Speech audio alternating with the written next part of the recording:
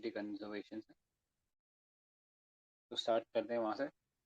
So I think इसमें सबसे पहले ये देख लेते हैं कंजर्वेशन का इंपॉर्टेंस क्या है। So it leads to conservation of essential ecological diversity to preserve the continuity of food chain and genetic diversity of plants and animal is also preserve. ठीक है, तो ये इंपॉर्टेंट चीज़ है। देन अगर इसको ब्रॉडली हम क्लासिफाई करें तो it can be classified into in situ conservation and ex situ conservation. तो कोई डिफरेंस बता सकते हैं इन दोनों में क्या होता है, इन सीटू और एक्स सीटू?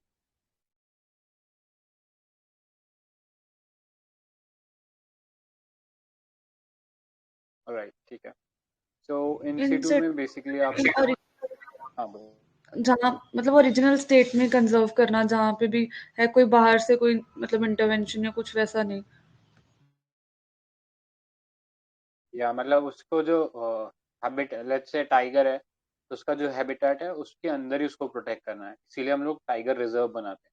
ठीक है, तो वो एक इन सीटू या ऑन साइट कंजर्वेशन का एग्जाम्पल हो गया।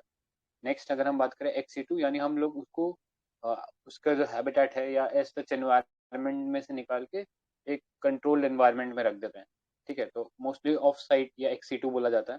ठीक है, आप उसको किसी नए जगह पे ले जाते हो, जैसा कि जू हो गया या बोटानिकल गार्डन्स हो गए। ठीक है, तो एक कंट्रोल एनवायरनमेंट आप तब देने की कोशिश करते हो या तो जब उसकी स्पीशीज जो एकदम बिल्कुल एक्सटेंशन के वर्ड्स पे आ गए। जैसे अगर हम बात करें वल्चर्स की, तो वल्चर के लिए ब्रीडिंग ग्राउंड बनाएंगे बेसिकली, एंड वहाँ पे उनका जो पूरा हैचिंग प्रोसेस होता है उसका वो लोग टेक केयर करते हैं। तो ये एक ऑफ साइड या एक्सी2 कंजर्वेशन का एग्जाम्पल होता है। ठीक है, तो यहाँ पे यही चीज़ लिखी हुई है, biosphere reserve, national park, sanctuary, reserve forest, protected forest and natural reserve, इसके कुछ एग्जाम्पल है।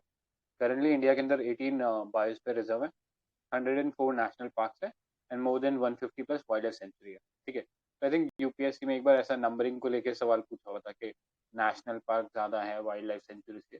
तो ये आई थिंक सिंपल स्टैट से पता लग जाना चाहिए कि बायोस्फीयर रिजर्व सबसे कम है एंड फॉलोड बाय, उसके बाद सबसे ज़्यादा आई थिंक नेशनल पार्क है एंड सबसे ज़्यादा वाइल्ड लाइफ सेंचुरीज है। ठीक है, मोर देन 550। तो सारी जो याद रखना इज नॉट पॉसिबल, तो कोशिश करना है कि जितने भी बायोस्फीयर रिजर्व है उनको देख लें, उनसे उनके अंदर जो कंस्टिट्यूएंट नेशनल पार्क है या वाइल्ड लाइफ सेंचुरीज है तो वो पता होना चाहिए। आई थिंक इस बार सुंदरबन नेशनल पार्क से पूछ लिया था, ये सुंदरबन नेशनल पार्क में एक ऐसा वाइल्ड लाइफ सेंचुरी है करके कुछ ऐसा सवाल था। ठीक है, तो इनके जो मेजर कंस्टिट्यूएंट है या जो वाइल्ड लाइफ सेंचुरी या नेशनल पार्क न्यूज़ में तो उनको जरूर देख लेना चाहिए। बाकी एज सच रैंडम मतलब सबको याद करना is not possible and not even beneficial. ठीक है, सो हाँ, इसके अलावा एक इम्पॉर्टेंट बॉडी होती है, it's called NBWL, national Board for wild life. तो इसको चेयर कौन करते हैं? Prime minister. कोई फंक्शन बता सकते हैं इसका क्या होता है NBWL का? आई थिंक हमने एनवायरनमेंट में डिस्कस भी किया है। What's the function of this body called National Board for wild life?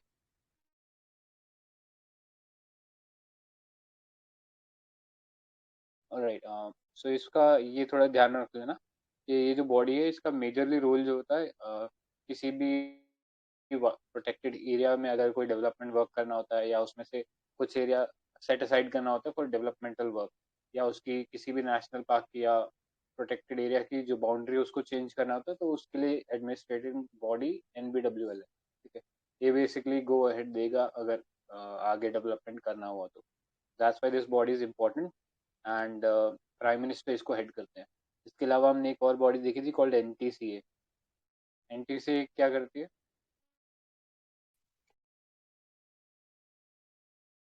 कुछ पता है बॉडी के बारे में, NTCA के बारे में?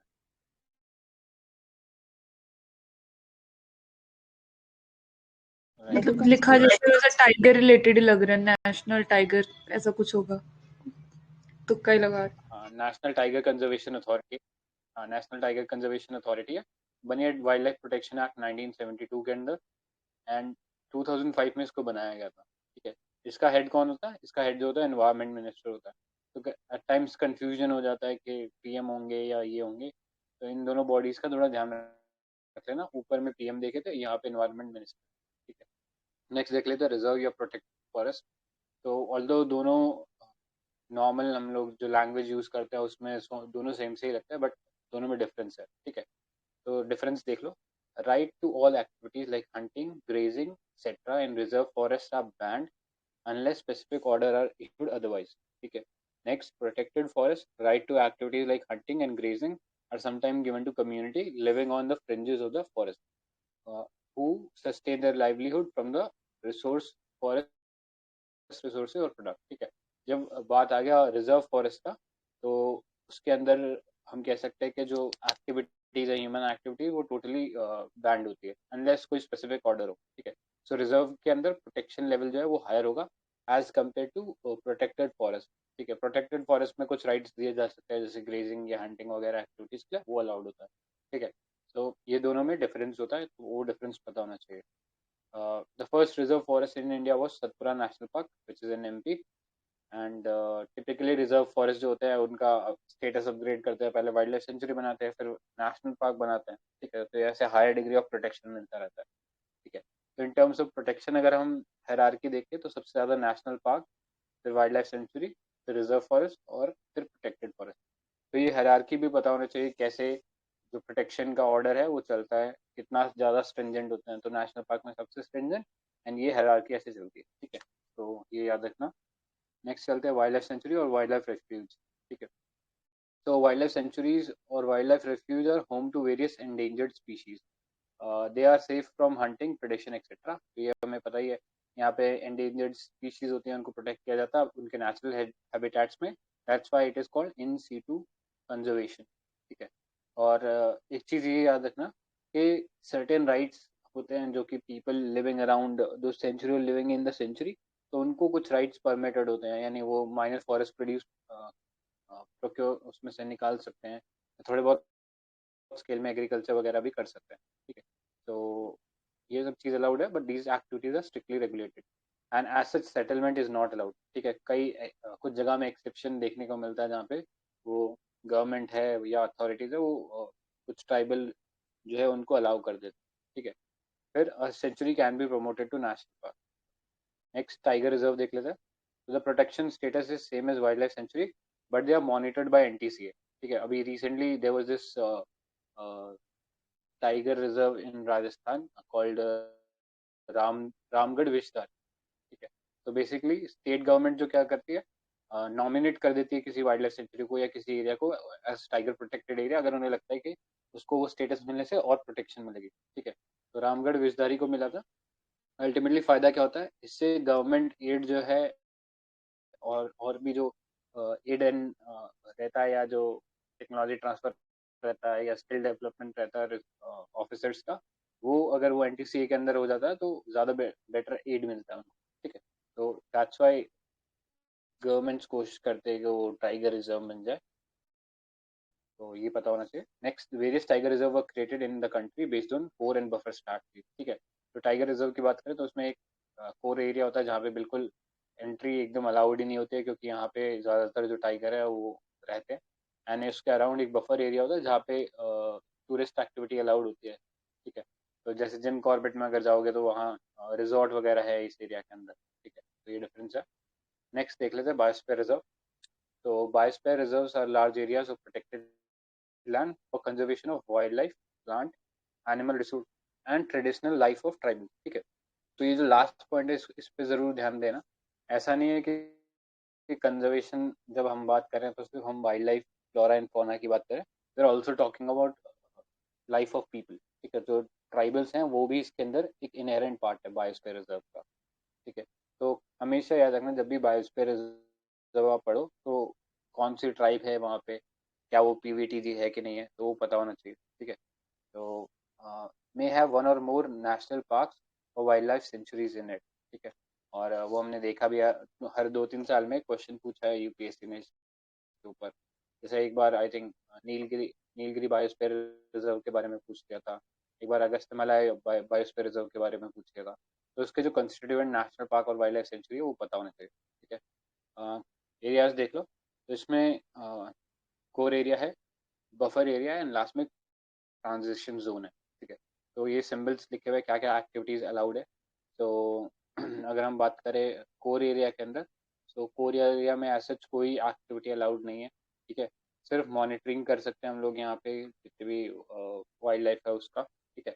उसके बाद बफर जोन के अंदर रिसर्च अलाउड है, एजुकेशन अलाउड है, टूरिज्म या रिक्रिएशनल एक्टिविटी अलाउड है, एंड सेटलमेंट भी अलाउड है। ठीक है, तो सेटलमेंट किन का, जो ट्राइबल्स है उनका सेटलमेंट। ठीक है, नेक्स्ट अगर हम बात करें ट्रांजिशन जोन में, तो सब कुछ ये जो ऊपर एक्टिविटीज देखी ये सारी अलाउड है ट्रांजिशन जोन के अंदर। राइट, ठीक है, ये सब हम लोगों ने देख लिया, बफर जोन देख लिया, ट्रांजिशन जोन हमने देख लिया। ठीक है, तो ये हायरार्की भी पता होनी चाहिए कि मतलब डिग्री ऑफ प्रोटेक्शन की बात करें तो सबसे ज़्यादा degree of protection core area में, followed by buffer, and then in turn followed by transition area. ठीक है, so that's how biosphere reserve are formed. Next पे चलते हैं national park. So national parks are basically reserved for wildlife where they can freely use the habitat and natural resources. There is a difference between sanctuary and national park, mainly lies in the vesting of rights of people inside. ठीक है, तो century में हमने देखा people को या जो लोग हैं उसके आसपास रहने वाले या जो ट्राइबल है उनको अलाउड होते हैं कुछ राइट्स, जैसे कि हंटिंग हो गया, ग्रेजिंग हो गया, तो वो सब चीज़ अलाउड होती है थोड़े बहुत स्केल पे, but it's regulated. National park में ऐसा नहीं अलाउड होता है। ठीक है, तो unlike a sanctuary there are certain rights can be allowed in national park. Sorry, sanctuary में कुछ राइट्स अलाउड होते हैं, नेशनल पार्क्स में कोई राइट अलाउड नहीं होते हैं। ऑल्दो अगर आप प्रैक्टिकल देखोगे तो कई सारे नेशनल पार्क ऐसे हैं जहाँ पे अंदर ट्राइबल्स रह रहे हैं। ठीक, आई थिंक यूपी में भी कुछ एक दो है नेशनल पार्क जहाँ पे ट्राइब्स रह रहे हैं। अलॉन्ग विद दैट, अगर कर्नाटका का एक याद हो तो नागरहुल जो नेशनल पार्क है उसके अंदर भी कुछ ट्राइबल्स रह रहे थे, क्योंकि उनको शिफ्ट होने के लिए बोला था बट वो शिफ्ट हो नहीं रहे थे। तो इस टाइप से कुछ, ऑल्दो नेशनल पार्क में ऐसा मेंशन नहीं है कि ट्राइबल्स रहेंगे, बट वो केस स्पेसिफिक बेसिस पे कहीं कहीं अलाउड भी है। ठीक है, तो एकदम ऐसा नहीं होता कि एकदम टेक्सचुअल लेवल पे सब कुछ चल रहा है, प्रैक्टिकल में थोड़ा सा डिफरेंट भी हो जाता है। Next, no grazing of any livestock is permitted inside national park, while in sanctuary, wildlife warden can may regulate, control and prohibit. ठीक है, तो ये चीज़ पता होना चाहिए कि सेंचुरी के अंदर ये सब चीज़ होती है। अलॉन्ग विद दैट अगर हम बात करें बाउंड्री की, तो एक एक स्ट्रिक्ट बाउंड्री होती है नेशनल पार्क। ठीक है, फिक्स्ड होती है। वाइल्ड लाइफ सेंचुरी उसका जो एरिया है वो थोड़ा वेरी कर सकता है, इतना इतना हार्ड एंड फास्ट इसका बाउंड्री नहीं होता। ठीक है, जैसे अगर पता हो नीला कुरुंजी नीलगिरी के अंदर जो है वो फ्लावर होता है पर्पल कलर का, तो वो नीला कुरुंजी वाइल्ड लाइफ सेंचुरी है।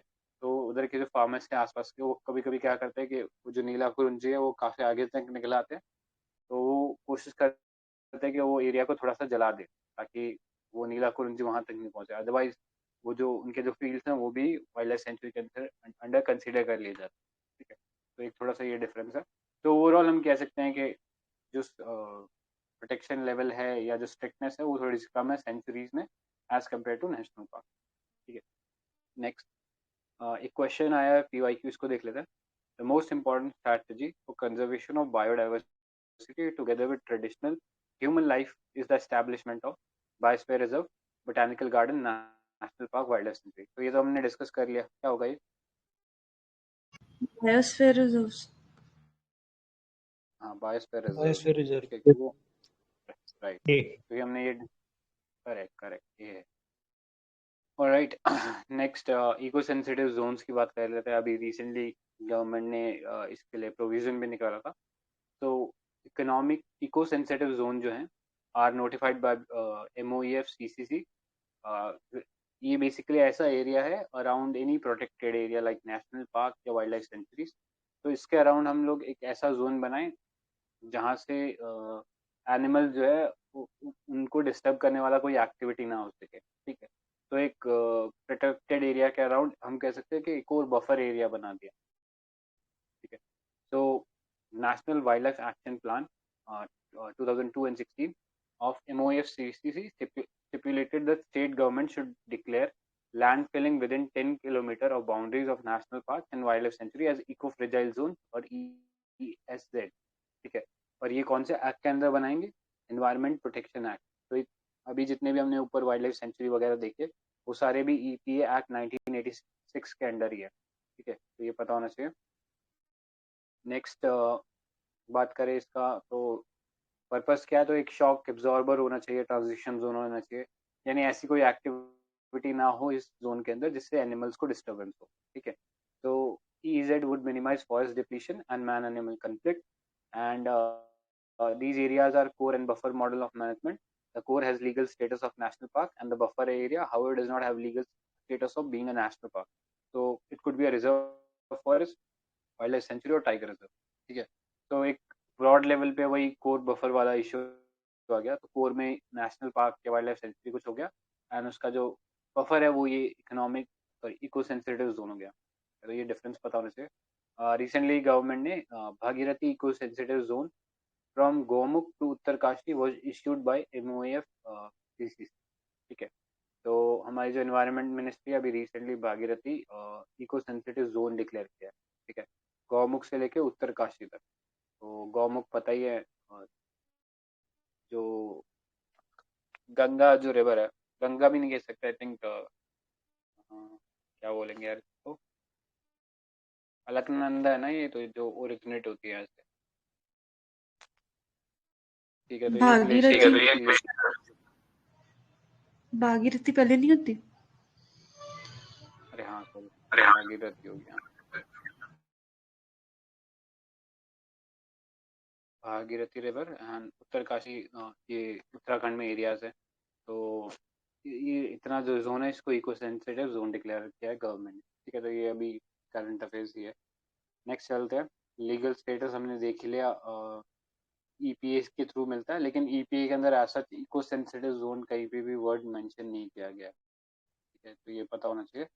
एंड सेक्शन 3 उसका सब क्लॉज 2 है of the act says that government of India can restrict in which any industry operation or process shall not be carried out or shall be carried out subject to certain safeguard. ठीक है, तो इस zone के अंदर अगर government चाहती है तो कुछ एक एक्टिविटीज या इंडस्ट्रीज को वो ऑपरेशन करने के लिए अलाउ कर सकते हैं, बट विद सर्टेन सेफगार्ड.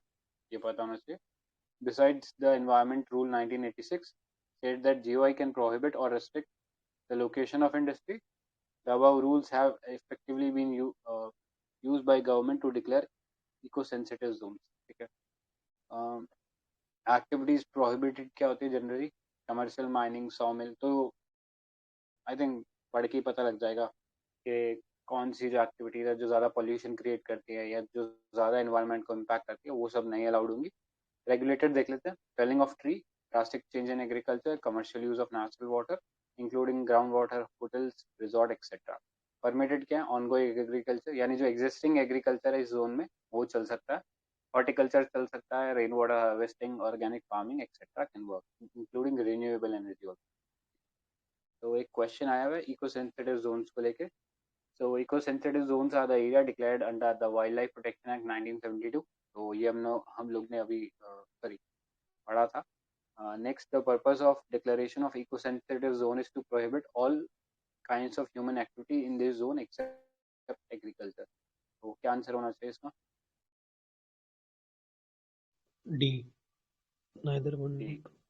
या क्योंकि यहाँ पे 1986 वाला देखा था, एनवायरमेंट प्रोटेक्शन एक्ट, एंड ये वाला जो था इसमें और भी एग्रीकल्चर एक्टिविटीज अलाउड है. तो डी आंसर होना चाहिए था. नेक्स्ट चलते हैं कंजर्वेशन रिजर्व के ऊपर. Conservation reserves can be declared by state government. ठीक है, in any area owned by government, particularly areas adjacent to national parks and sanctuaries, and those areas which link one protected area with another. Okay. Such declaration should be made having consultation with local communities. The right of living people in conservation reserves are not affected. ठीक. तो ये थोड़ा सा sense में importance है कि state government जो है वो बेसिकली डिक्लेयर कर सकते हैं किसी भी एरिया को कंजर्वेशन रिजर्व जो कि गवर्नमेंट ओन कर रही है. ठीक है, एंड यहाँ पर जो लोकल कम्युनिटीज़ है उसके राइट को कोई इफेक्ट नहीं होता, बट कोई भी एरिया को कंजर्वेशन रिजर्व बनाने से पहले लोकल कम्युनिटीज़ के साथ कंसल्टेशन ज़रूरी है. ठीक है, तो ये कंजर्वेशन रिजर्व्स होते हैं, इसके बारे में पता होना चाहिए. Next is community reserve. तो दोनों में ब्रॉड डिफरेंस क्या है? ऊपर हमने देखा लैंड ओन्ड बाय गवर्नमेंट. ठीक है, यानी गवर्नमेंट अगर ओन्ड कर रही है, जैसे हम बोल सकते हैं अगर कोई विलेज में गया हो तो गौचर एरिया होते हैं, मतलब गायों के लिए एरिया रहता है जहाँ पे वो खाना खा सकते हैं. ठीक है, या ग्रेजिंग कर सकते हैं. सो कम्युनिटी रिजर्व में डिफरेंस क्या हो जाते हैं, यहाँ पे प्राइवेट लैंड जो होती है या कोई कम्युनिटी लैंड हो गई उसके ऊपर हम लोग डिक्लेयर कर रहे हैं कि ये कम्युनिटी रिजर्व है, ठीक है। तो इंडिविजुअल और उनके rights as such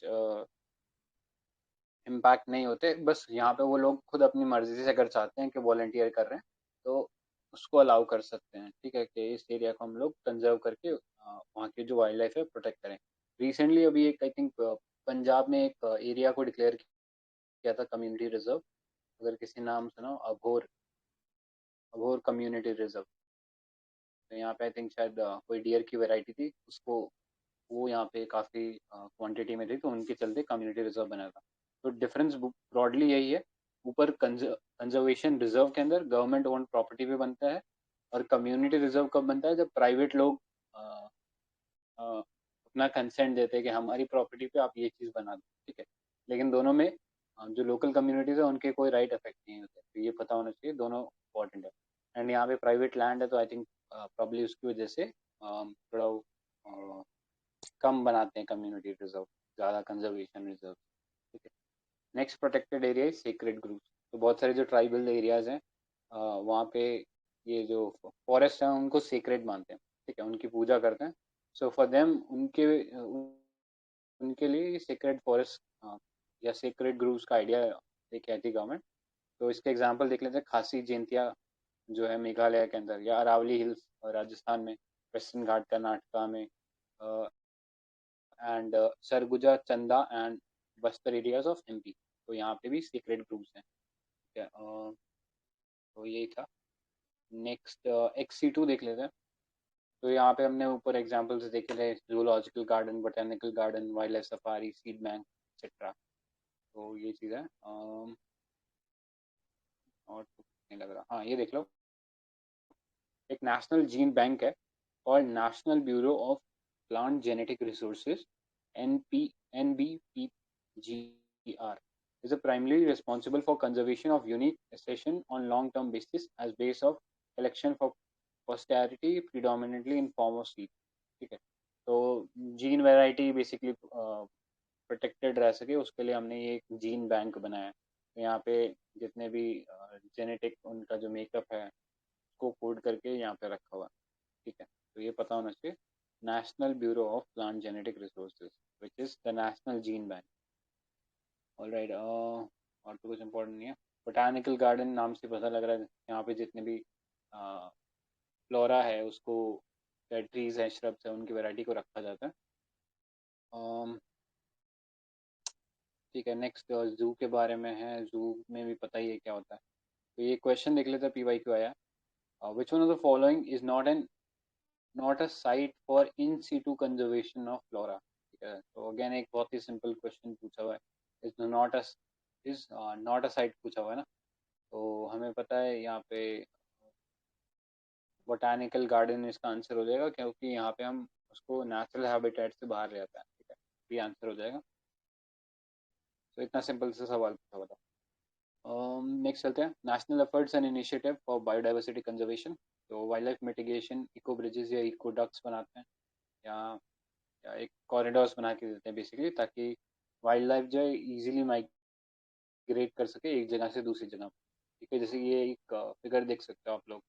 in fact India के अंदर भी ऐसे कुछ एक्सपेरिमेंट्स किए गए हैं, जैसे कि वायनाड वाइल्ड लाइफ सेंचुरी जो थी केरला एंड कर्नाटका में, आई थिंक मैसूर के बीच में कोई कनेक्शन एज सच नहीं था, तो बाद में क्योंकि वहाँ पे वो वायनाड वाइल्ड लाइफ सेंचुरी आ जाता है, तो गवर्नमेंट ने रिसेंटली एक 10 किलोमीटर का फ्लाई ओवर बनाया हुआ जगह, ठीक है, बहुत ज़्यादा कॉस्ट लगा के वो बनाया, बट उसका एक हम कह सकते हैं कि वाइल्ड लाइफ को जो कंजर्व करना है उसके लिए वो जस्टिफाइड है वो उतना एक्सपेंस, ठीक है।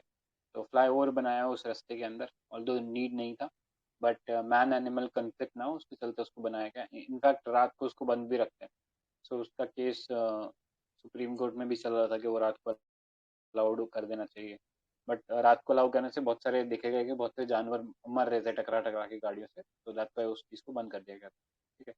ऑलराइट, नेक्स्ट चलते हैं, इको ब्रिज और इको डक वाला पॉइंट देख लो। It aims to enhance wildlife connectivity that can be disturbed because of highway and logging. तो बहुत सारे जगह हम देखते हैं कि नेशनल पार्क्स में से हमने जो रोड्स निकाल दी या वाटरवेज निकाल दिए, उसकी वजह से जो वाइल्ड लाइफ का जो पैसेज था नॉर्मल वो ब्लॉक हो गया, ठीक है। तो उस चीज़ को एड्रेस करने के लिए इको ब्रिज या इको डक्स बना जाता है, ठीक है। तो आई थिंक और तो कुछ इम्पोर्टेंट है नहीं।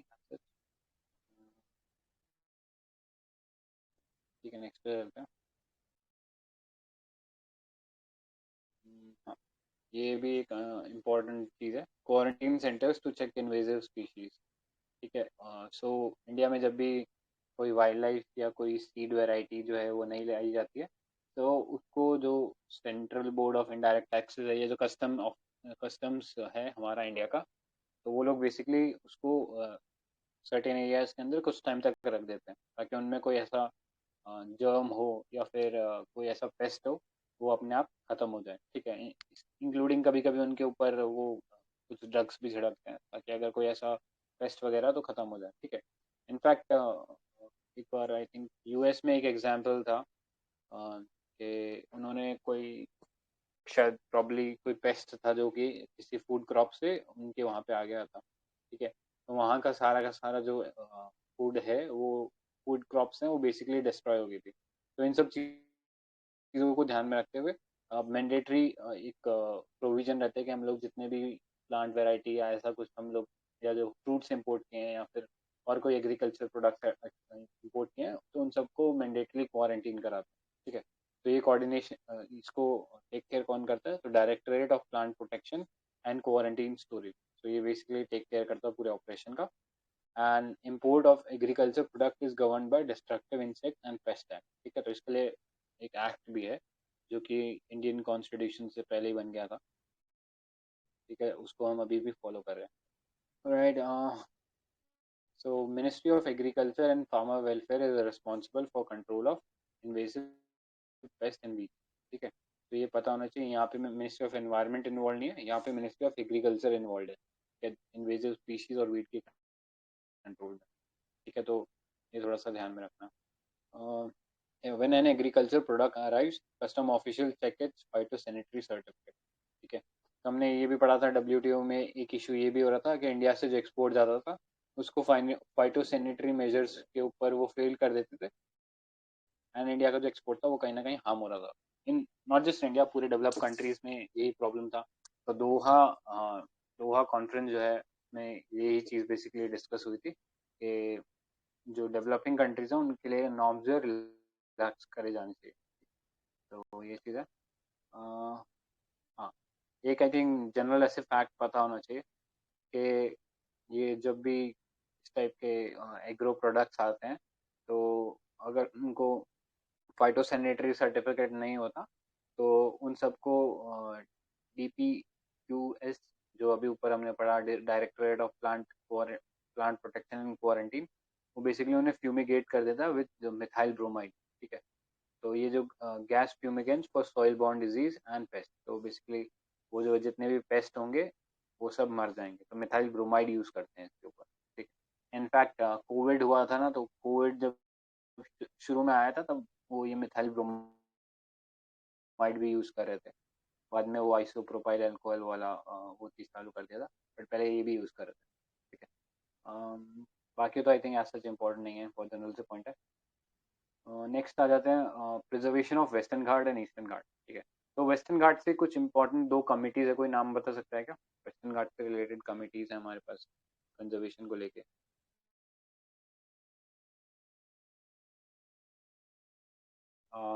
एक तो गदगिल कमेटी है, गदगिल कमेटी का रिपोर्ट है, एंड एक कस्तूरी रंगन। कस्तूरी रंगन, ठीक है। अभी जिन्होंने अभी वो निकाली थी नेशनल एजुकेशन पॉलिसी, तो ये पता होना चाहिए। ये दो रिपोर्ट इंपॉर्टेंट है, गदगिल एंड कस्तूरी रंगन। सीधा भी पूछ सकता है कि गदगिल और कस्तूरी रंगन कमेटी किस चीज़ से रिलेटेड है, preservation of Western Ghat answer होना चाहिए, ठीक है। तो वेस्टर्न घाट और ईस्टर्न घाट का हमें पता ही है कि रिच बायोडाइवर्सिटी है, और क्लाइमेट जो है मोस्टली ट्रॉपिकल देखने को मिलता है, तो ऑटोमेटिकली डाइवर्सिटी जो है हाई होनी है। वेस्टर्न घाट की बात करें तो it spans across 6 area, sorry, starting from Gujarat to Kanyakumari, तो उसमें ये सारे स्टेट्स आ जाते हैं, पता होना चाहिए ये स्टेट्स हैं। एंड यहाँ पे एक हाई डिग्री ऑफ एंडेमिज्म भी देखने को मिलता है, ठीक है। जो कि एक क्राइटेरिया बनता है बायो हॉटस्पॉट का, ठीक है। इसलिए हमारा वेस्टर्न घाट भी उसमें इंक्लूडेड है। एंडेमिज्म क्या होता है, कोई बता सकता है? What is endemism? कल ही डिस्कस किया था।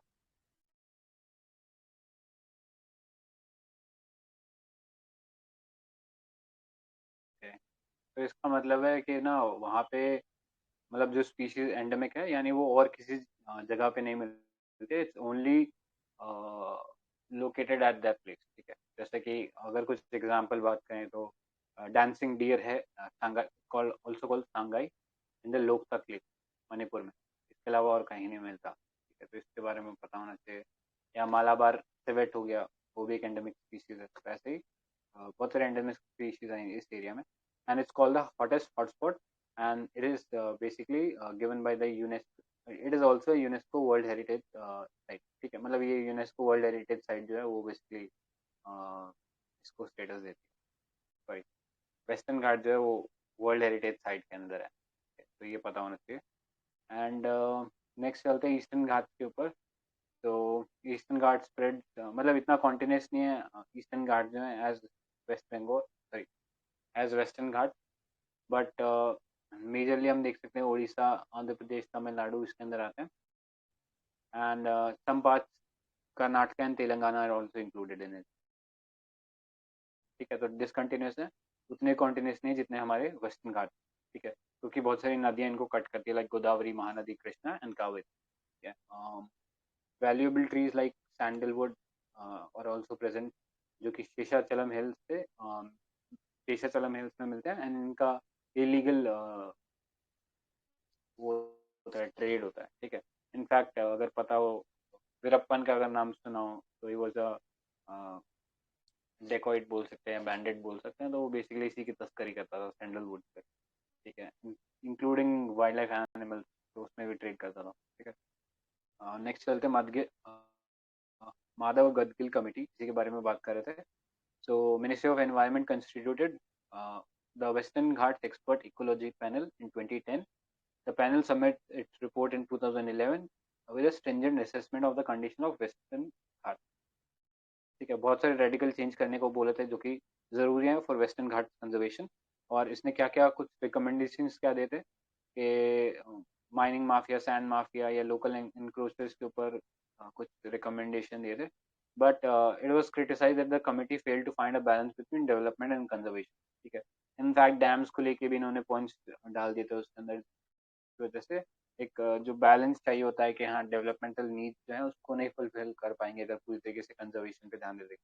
तो एक एथिकल कंसर्न भी रहता है, एथिक्स में भी हम पढ़ते हैं कि फाइन बैलेंस जो है डेवलपमेंट और कंजर्वेशन के बीच में, तो वो भी कहीं ना कहीं एक इशू रहता है, तो ये एथिक्स का भी क्वेश्चन हो जाता है। तो गडगिल कमेटी ने रिकमेंडेशन क्या दिए थे, तो ये देख लेते हैं। So the report recommended 64% of the area come under eco-sensitive zone, eco-sensitive area। ठीक है, तो ऑलमोस्ट मोर देन हाफ जो है उसको इको सेंसिटिव एरिया डिक्लेयर करने की बात करते हैं। तो अगेन हम कह सकते हैं कि क्यों इसके जो रिपोर्ट को रिकमेंडेशन थे उनको क्रिटिसाइज किया गया था। ठीक है, क्योंकि इतना एरिया अगर डाल देंगे तो डेवलपमेंट कहाँ कर पाएंगे। So within this area, small regions were identified as ecologically sensitive zones, जिसका कैटेगराइजेशन किया गया था फर्स्ट, सेकंड और third based on their existing condition and vulnerability. So 75% would fall under ESZ 1 and 2. ठीक है, and no new dams based on large scale storage should be permitted in ESZ 1। ठीक है, again एक sticking point था कि dams की construction रोकनी पड़ती। Next, no polluting industries, including thermal power plants, should be allowed in ESZ 1 and 2. The existing red and orange category industry should be switched to zero pollution by 2016। ठीक है, red orange basically pollution level के ऊपर उनको categorise किया गया था, तो उनसे जो पॉल्यूशन है वो जीरो हो जाना चाहिए 2016 तक। It asks for a bottom to top approach, that is from Gram Sabha to top rather than top to bottom approach. The committee proposed Western Ghat Ecological Authority with statutory power to regulate these activities in the area। ठीक है, तो ये report बहुत ज़्यादा important हो जाती है because recently हम लोग देख रहे हैं केरला में कितनी लार्ज स्केल पे लैंडस्लाइड हो रही है। ठीक है, तो वैसे लैंडस्लाइड हम उत्तराखंड में भी देखते हैं, हिमाचल में भी देखते हैं, बट वहाँ पे इतना वो चीज़ एक्सेप्टेबल है क्योंकि यहाँ पे जो माउंटेन्स हैं these are young fold mountain. तो यहाँ पे जो माउंटेन्स है दे आर नॉट कंसोलिडेटेड, ठीक है, मतलब इतने ज़्यादा कंसोलिडेटेड रॉक्स नहीं है यहाँ पे, ठीक है, ज़्यादातर दरदरे से पहाड़ है, मिट्टी वाले पहाड़ है, तो इजीली बारिश होती है तो वो बह जाता है, ठीक है। लेकिन केरला में बात करें तो ये तो ओल्ड माउंटेन्स हैं, इनमें लैंडस्लाइड का प्रॉब्लम हो रहा है, तो कहीं ना कहीं वो मैन मेड एक्टिविटी की वजह से ज़्यादा है, ठीक है। तो हर बार जब भी ये केरला में कुछ ना कुछ लैंडस्लाइड आता है तो ये जो गदगिल कमेटी का जो रिपोर्ट है इसको हमेशा न्यूज़पेपर के आर्टिकल्स में आप देखोगे, ठीक है। तो ये प्रोविजन जो है इसकी इम्पोर्टेंट है। इनफैक्ट अगर मेंस में अगर कोई रिकमेंडेशन पूछ सकता है तो आप एक दो ऐसा रिकमेंडेशन डाल दो, जैसे ये लास्ट वाला तो आई थिंक बहुत ही अच्छा रिकमेंडेशन था कि एक अथॉरिटी बनाओ जो कि स्टैट्यूटरी पावर के पोस्ट के पास एंड वो पूरा एक्टिविटी रेगुलेट कर सके इस जोन के अंदर, ठीक है। तो ये पता होना चाहिए। नेक्स्ट पे चलते हैं, कस्तूरी रंगन committee. So under pressure from various stakeholders, Ministry of Environment and Forest had set up high-level working group under the chairmanship of K. Kasturi Rangan to study the recommendation of Gadgil Committee, ठीक है। तो ये जो working group है इसने कुछ recommendation को dilute किया था ताकि काफ़ी हैवी वर्ड लिख दिया वेरियस माफिया, बट हाँ कुछ प्रोविजंस को डाइल्यूट किया था ताकि जो डेवलपमेंट है और जो एनवायरनमेंट है उसके बीच में एक बैलेंस क्रिएट हो सके, ठीक है। तो इन्होंने थोड़ा सा डिल्यूट जैसे कुछ प्रोविजन क्या किया कि 37% को आप डिक्लेयर कर दो इकोलॉजिकली सेंसिटिव एरिया। ऊपर हमने देखा था उन्होंने ऑलमोस्ट 64 बोल दिया था, ठीक है, तो ऑलमोस्ट हाफ कर दिया इन्होंने यहाँ पे। नेक्स्ट रिकमेंड क्या किया था इन्होंने कि बैन हो माइनिंग के ऊपर, क्वेरिंग के ऊपर, सैंड माइनिंग के ऊपर, कोई थर्मल पावर प्लांट्स नहीं बनने चाहिए, बट हाइड्रो पावर प्रोजेक्ट्स को अलाउ कर सकते हैं विद सर्टेन रिस्ट्रिक्शन।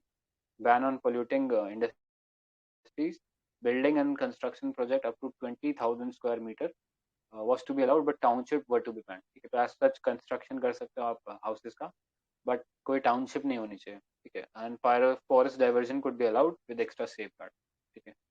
तो ये चीज़ है इसके अंदर। फिर नेक्स्ट गवर्नमेंट ने क्या किया, गवर्नमेंट ने बेसिकली ये चीज़ बोला कि हम लोग वेस्टर्न घाट को प्रोटेक्ट करने के लिए कुछ एरिया को नोटिफाई कर देंगे एज इकोलॉजिकली सेंसिटिव एरिया, ठीक है। तो इन्होंने 57,000 स्क्वायर किलोमीटर एरिया को अ, यहाँ पे डिक्लेयर किया कि वो इकोलॉजिकली सेंसिटिव है, ठीक है। तो ये पता होना चाहिए यहाँ पे। अ, हाँ, अभी आई थिंक इसको ड्राफ्ट या नोटिफिकेशन क्लियरेंस मिलानी है। तो अगर क्लियरेंस मिलता है तो it would ban operation of red category industries जो सबसे ज़्यादा पॉल्यूटिंग है, in construction of thermal power plant जो हमने देखा था कस्तूरी रंगन रिपोर्ट में बोला था, and large scale construction mining and quarrying and sand mining, ठीक है। Hydro power projects orange categories industries and other existing industries would be allowed, ठीक है। तो बेसिकली अभी ये ड्राफ्ट के अभी इम्प्लीमेंट हुआ नहीं है तो ये पता होना चाहिए। तो कह सकते हैं कि गवर्नमेंट ने अपनी तरफ से एक लेथार्जिक वो शो किया जिसकी वजह से अभी तक ये इम्प्लीमेंट नहीं हुआ, ठीक है।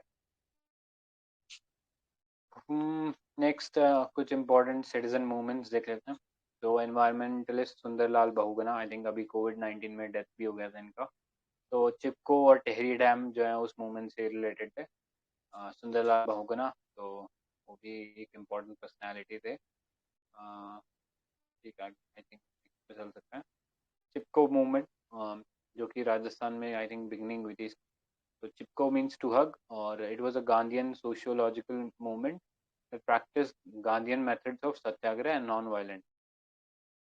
तो बेसिकली यहाँ पर बिश्नोई कम्युनिटी है जो कि राजस्थान में जो जोधपुर एरिया है उसके आसपास रहते हैं।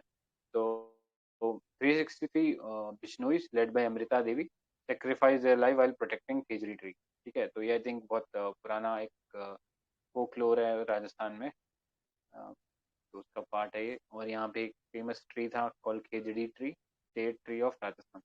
तो अगर कभी आप ट्विटर वगैरह को फॉलो करते हो तो आप देखोगे कई ना वाइल्ड लाइफ को प्रोटेक्ट करते हुए वीडियोज आ जाती है बिश्नोई कम्युनिटीज की, या डियर को दूध पिलाते हुए ऐसा कुछ करते हुए, ठीक है। तो ये जो कम्युनिटी है Bishnoi community, it believes in living in harmonious relation with the environment, ठीक है।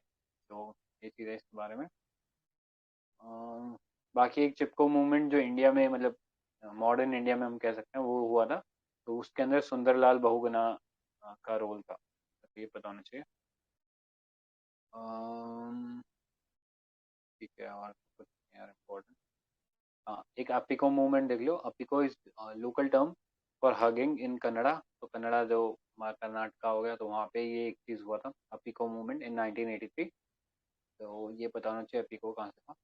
नेक्स्ट एंटी टेरी डैम, तो ये भी सुंदरलाल बहुगुणा इसको लीड कर रहे थे। तो टेरी डैम हमें पता ही है, भागीरथी रिवर के ऊपर बना, and it's India tallest dam. ठीक है, तो इसकी वजह से बहुत सारे जो एरिया का समर जो था उसके अगेंस्ट इन्होंने प्रोटेस्ट किया था। राइट, ठीक है, नेक्स्ट चलते हैं। अ, कुछ इंटरनेशनल एफर्ट्स देख लेते हैं in terms of biodiversity conservation. तो फर्स्ट इज यूएनसीबीडी। ठीक है, तो यूएनसीबीडी जो था वो रियो जो रियो कन्वेंशन बोल सकते हैं, जो अर्थ समिट था उसमें से निकला था 1992 में, and later entered into effect in 1993।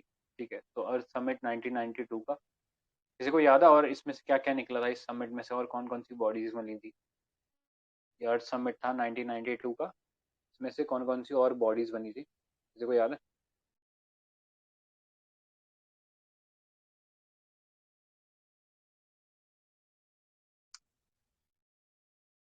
ठीक है, तो ये देख लो। एक तो सीबीडी का तीन बॉडीज थी basically, CBD, CMS and, sorry CMS नहीं था, एक तो सीबीडी था कंजर्वेशन ऑफ बायोडाइवर्सिटी, यूएनसीसीडी जो हो, यूएनएफसीसी। हाँ यूएनएफसीसी। ठीक है, तो सीबीडी बायोडाइवर्सिटी के लिए, सीसीडी डेजर्टिफिकेशन के लिए, to combat desertification, and FCCC for climate change. ठीक है, तो ये तीन बॉडीज निकली थी, ये पता नहीं थी। Next, the convention called upon all nations to take appropriate measure for the conservation of biodiversity. ठीक है, तो बायोडाइवर्सिटी के कंजर्वेशन के लिए एफर्ट्स लेंगे इस कन्वेंशन के अंडर। तीन मेन गोल थे, conservation of biological diversity, sustainable use of the components, मतलब बायोडाइवर्सिटी से जो एडवांटेज हो, सॉरी वो तो नेक्स्ट पॉइंट है। नेक्स्ट पॉइंट देख लो, fair and equitable sharing of benefits arising from genetic resource, मतलब जितना भी एडवांटेज हो बायोडाइवर्सिटी की वजह से या उनके जेनेटिक रिसोर्सेज की वजह से, वो सोसाइटी में इक्वली डिस्ट्रीब्यूटेड होना चाहिए। ठीक है, एंड सेकंड पॉइंट था सस्टेनेबल यूज होना चाहिए, जितने भी हम अगर कोई बायोडाइवर्सिटी का यूज करें तो वो सस्टेनेबल मैनर में होना चाहिए। ठीक है, तो ये एक इम्पॉर्टेंट पॉइंट है। द कन्वेंशन इज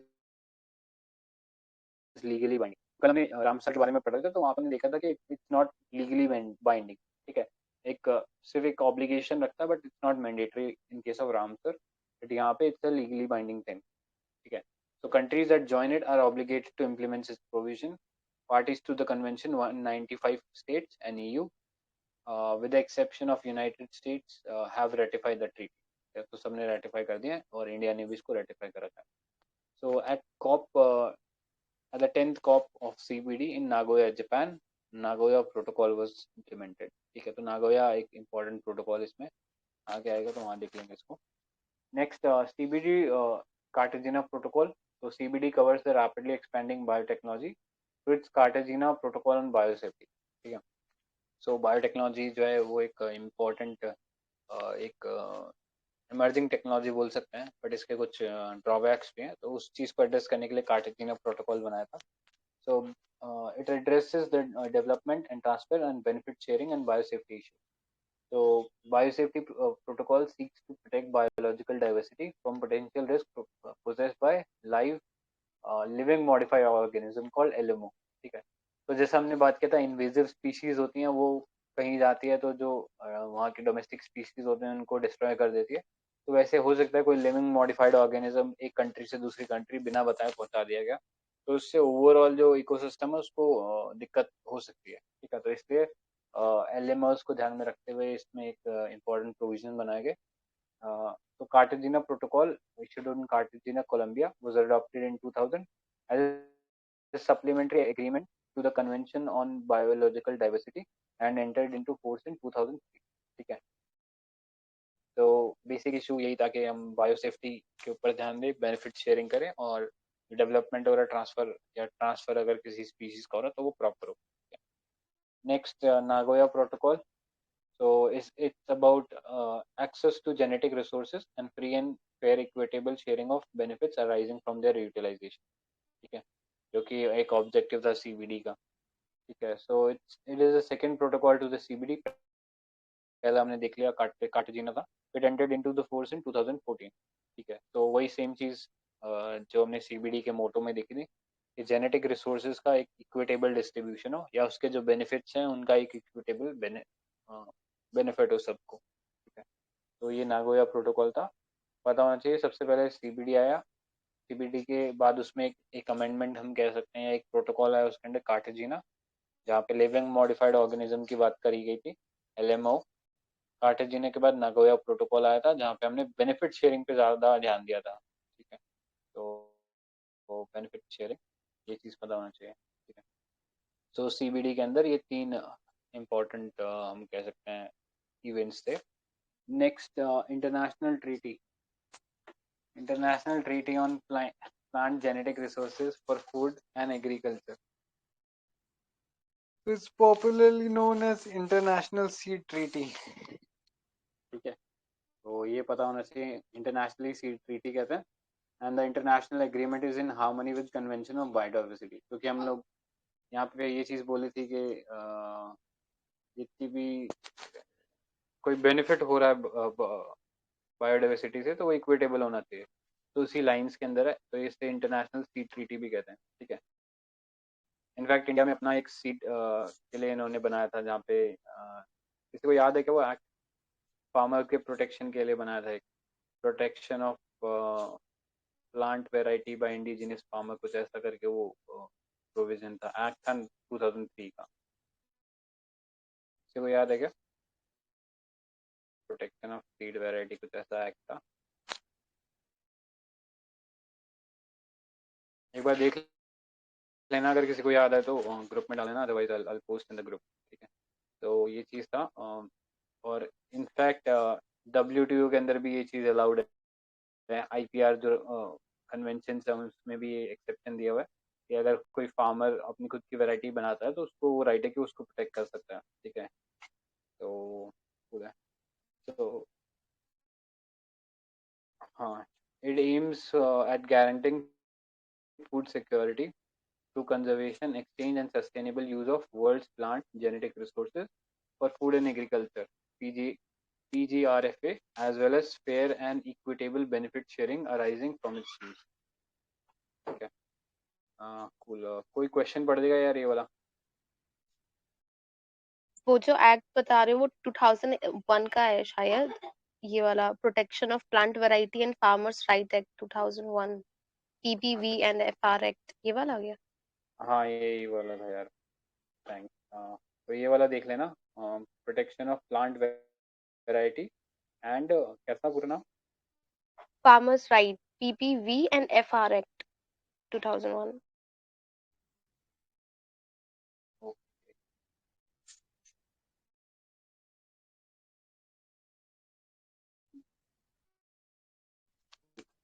तो ये वाला एक्ट जो था वो थोड़ा इम्पोर्टेंट है, इसको देख लेना, अभी न्यूज़ में चलता ही रहता है बार बार. ठीक है, राइट.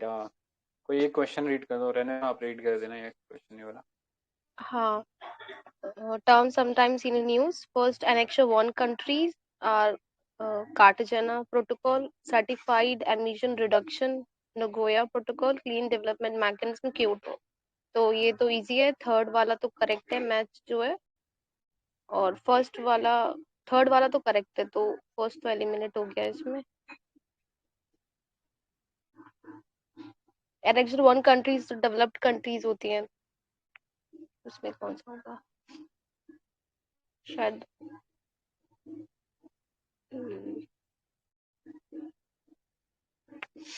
कौन सा लग रहा है इसमें?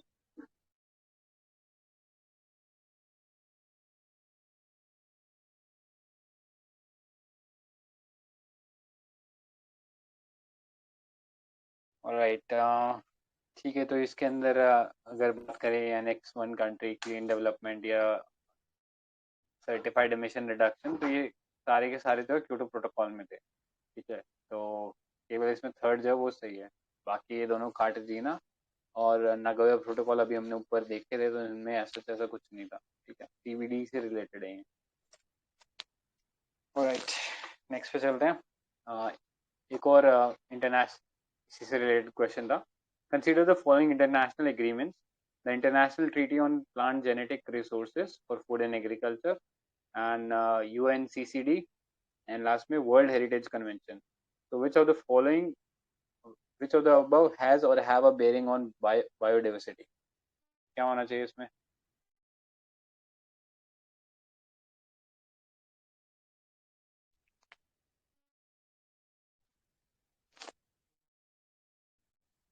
इसमें ये तीनों ही हैं एक्चुअली।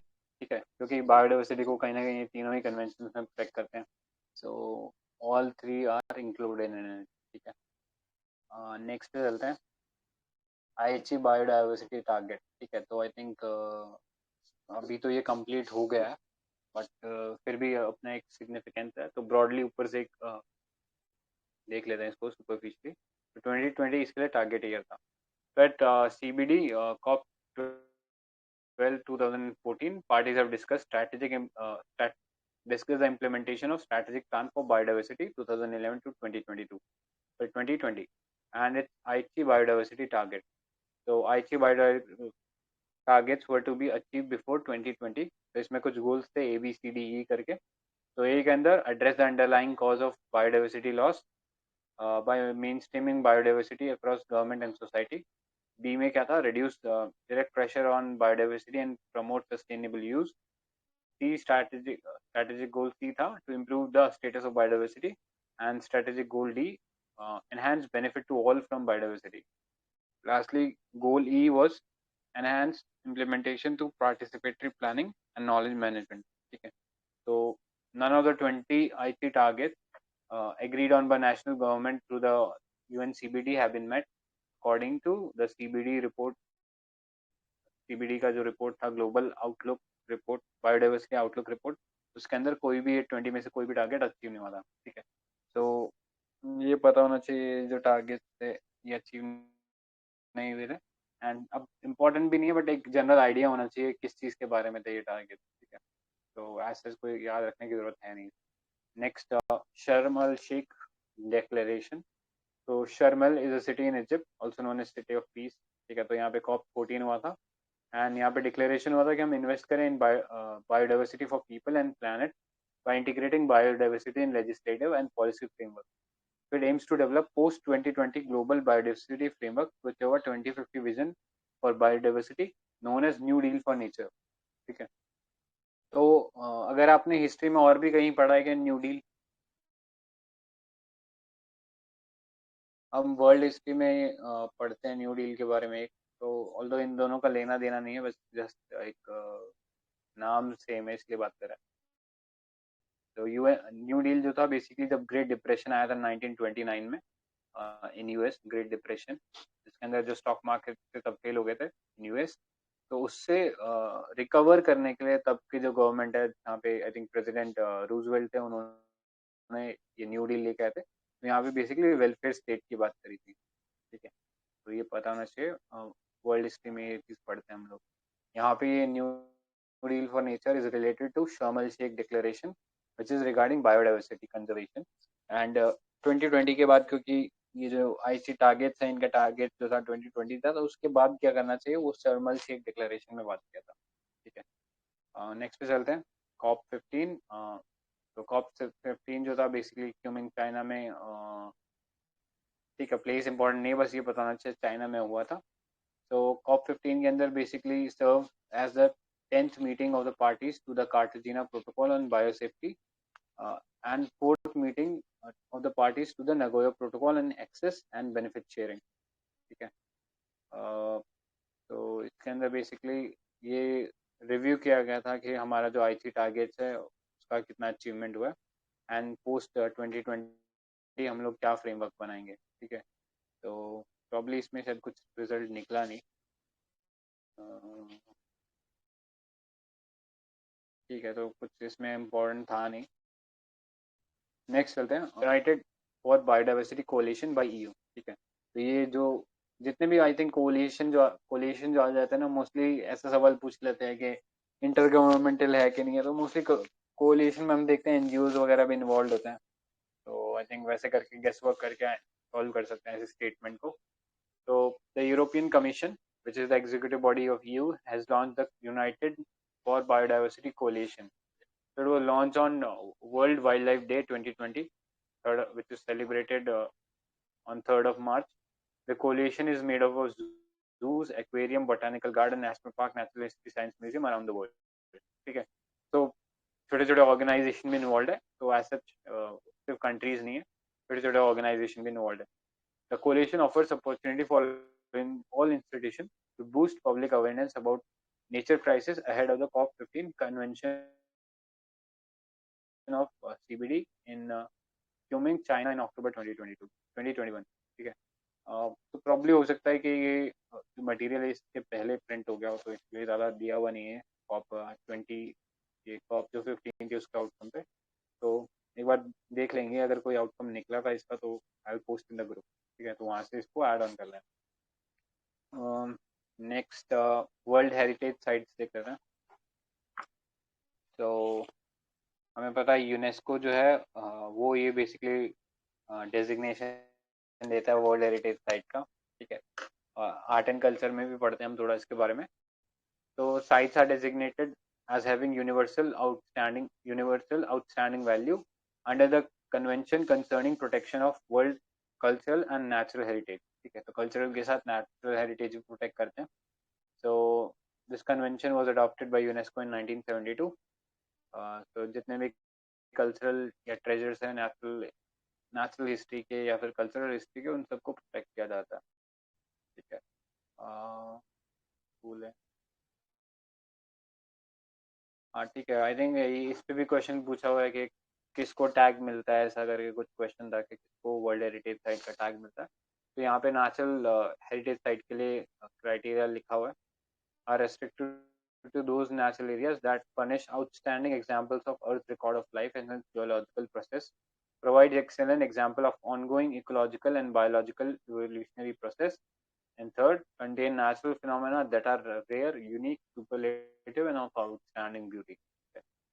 एक और क्राइटेरिया इसमें क्या है, furnish habitats of rare endangered animal, plants or sites of exceptional biodiversity। There are 10 criteria for cultural and natural heritage। Nominated site must be of outstanding universal value and meet at least one criteria below। ठीक है, I think ये cut copy paste कर दिया तो इससे properly नहीं लिखा गया, बट ये जो ब्रॉड 3 क्राइटेरियाज हैं इसके अंदर हम लोग फॉलो कर सकते हैं उसको। ठीक है, international year of biodiversity. so UN declared 2010 as the international year of biodiversity।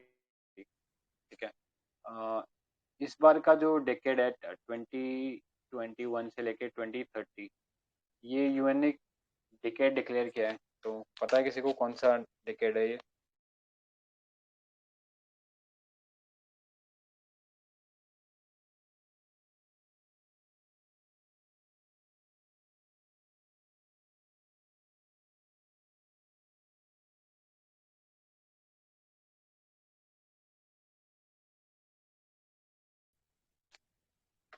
पता है क्या किसी को? वैसे तो नहीं पता, लेकिन सस्टेनेबल गोल कंप्लीट होंगे ना 2030 में, तो टारगेट है वो। हाँ वो तो टारगेट है, लेकिन जैसे कोई साल होता है उसको कोई ईयर को डिक्लेयर करता है, जैसे यहाँ हमने पढ़ा कि 2010 को इंटरनेशनल ईयर ऑफ बायोडाइवर्सिटी के बोला। तो ये जो 21 से 30 वाला जो डेकेड है, this decade is basically for ecosystem restoration. ठीक है, तो ये पता होना चाहिए, कई बार ये डेकेड भी पूछ लेता है। तो इकोसिस्टम रिस्टोरेशन का थीम है ये इस डेकेड का। राइट, ठीक है, नेक्स्ट देख लेते हैं man and biosphere programme, MEB। So this was started by UNESCO in 1971। It was later introduced in India in 1986। ठीक है, तो यूनेस्को ने बेसिकली बनाया था और इंडिया में इंट्रोड्यूस होगा 1986 में। ठीक है, मेन ऑब्जेक्टिव क्या है MEB के? Conserve samples of ecosystem, provide long term in situ conservation of genetic diversity, provide opportunities for education and training, provide appropriate sustainable management of living resources, promote international cooperation.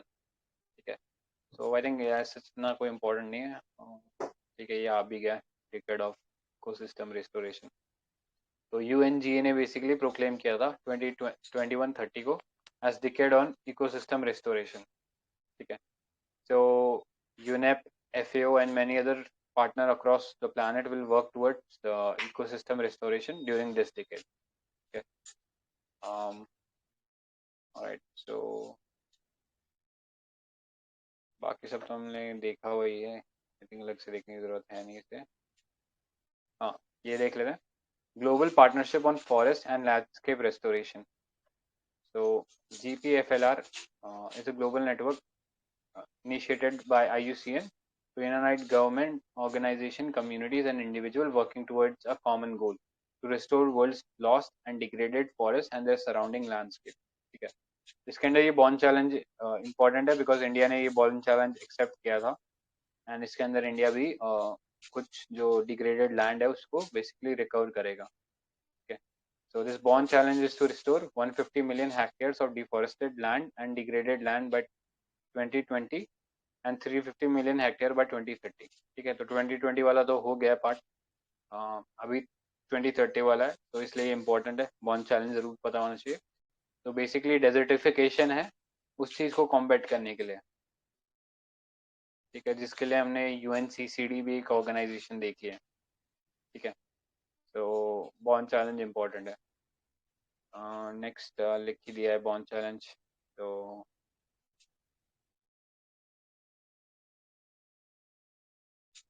हाँ, एक इसमें ये भी important है, New York declaration on forest.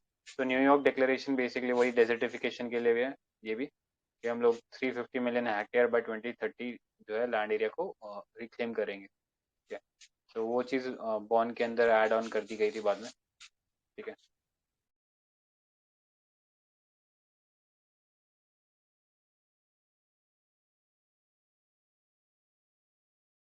Next ये पता होना चाहिए, न्यूयॉर्क डिक्लेरेशन जो है एक वॉलेंट्री और एक नॉन बाइंडिंग इंटरनेशनल डिक्लेरेशन है. ठीक है, एज सच मतलब अगर आप इसमें साइन इन करते हो तो आपके पास कोई ऑब्लिगेशन नहीं रहेगा. ठीक है, so at UNFCCC 2015 in Paris, India voluntarily joined the bond challenge. ठीक है, तो इंडिया ने इसमें अपना टारगेट क्या रखा था इस बॉन्ड चैलेंज के अंदर कि will reclaim 13 million hectares of degraded and deforested land by 2020. ठीक है, बाद में इंडिया ने ये जो क्लेम है शायद इसको और बढ़ा दिया था 8 मिलियन हेक्टेयर से बाय 2030. तो इंडिया का जो टोटल रिक्लेमेशन होगा वो होगा 21 मिलियन हेक्टेयर्स का. ठीक है, बाय 2030. ठीक है, तो आई थिंक UNCCD का इंडिया के अंदर जो समिट हुआ था उसमें हमने ये चीज 8 मिलियन से और रेज कर दिया था, ये पता होना चाहिए. ऑलराइट, नेक्स्ट चलते हैं. United Nations strategic plan for forest 1730. So the first ever UN strategic plan for forest was forged at special session of UN Forum on Forest held in 2017 and provides an ambitious vision for global forests in 2030. ठीक है, this plan was adopted by UNGA and इसके अंदर एक 6 set of goals बनाए गए थे for global forest and 26 associated targets to be reached by 2030 which are voluntary and universal. ठीक है, अगेन ये चीज वर्ड्स पे ध्यान देना, तो वॉलेंट्री है और यूनिवर्सल है. ठीक है, 6 गोल है एंड अगर उसको फर्दर डिस्ट्रीब्यूट करें तो 26 टारगेट्स हो जाएंगे. So it includes a target to increase forest area by 3% world wide by 2030 and signifying an increase of 120 million hectares. ठीक है, केवल 3% बढ़ाना है. तो ये है United Nation strategic plan for forest starting from 2017 to 2030 which is the basically the target year. ठीक है, next important initiative is biodiversity finance initiative called BioFin. So this was launched by UNDP in 2012. M क्या है कि develop करे ऐसी methodology से जिससे biodiversity finance हो सके जो फाइनेंस गैप रहता है वो नेशनल लेवल पे वो क्वांटिफाई हो सके। ठीक है, इसी के हमने रिगार्ड्स में एक इम्पोर्टेंट वो चीज़ देखी थी कॉल्ड TEEB। ठीक है, the economics of environment and biodiversity. ठीक है, बेसिकली पवन सुखदेव का एक रिपोर्ट था ये, जिसके लिए उन्हें टाइलर प्राइज भी मिला था। टाइलर प्राइज एनवायरनमेंट से रिलेटेड ही है, ये पता होना चाहिए। Improving the cost effectiveness through mainstreaming of biodiversity in national development and security planning, developing comprehensive natural resource mobilizing strategy।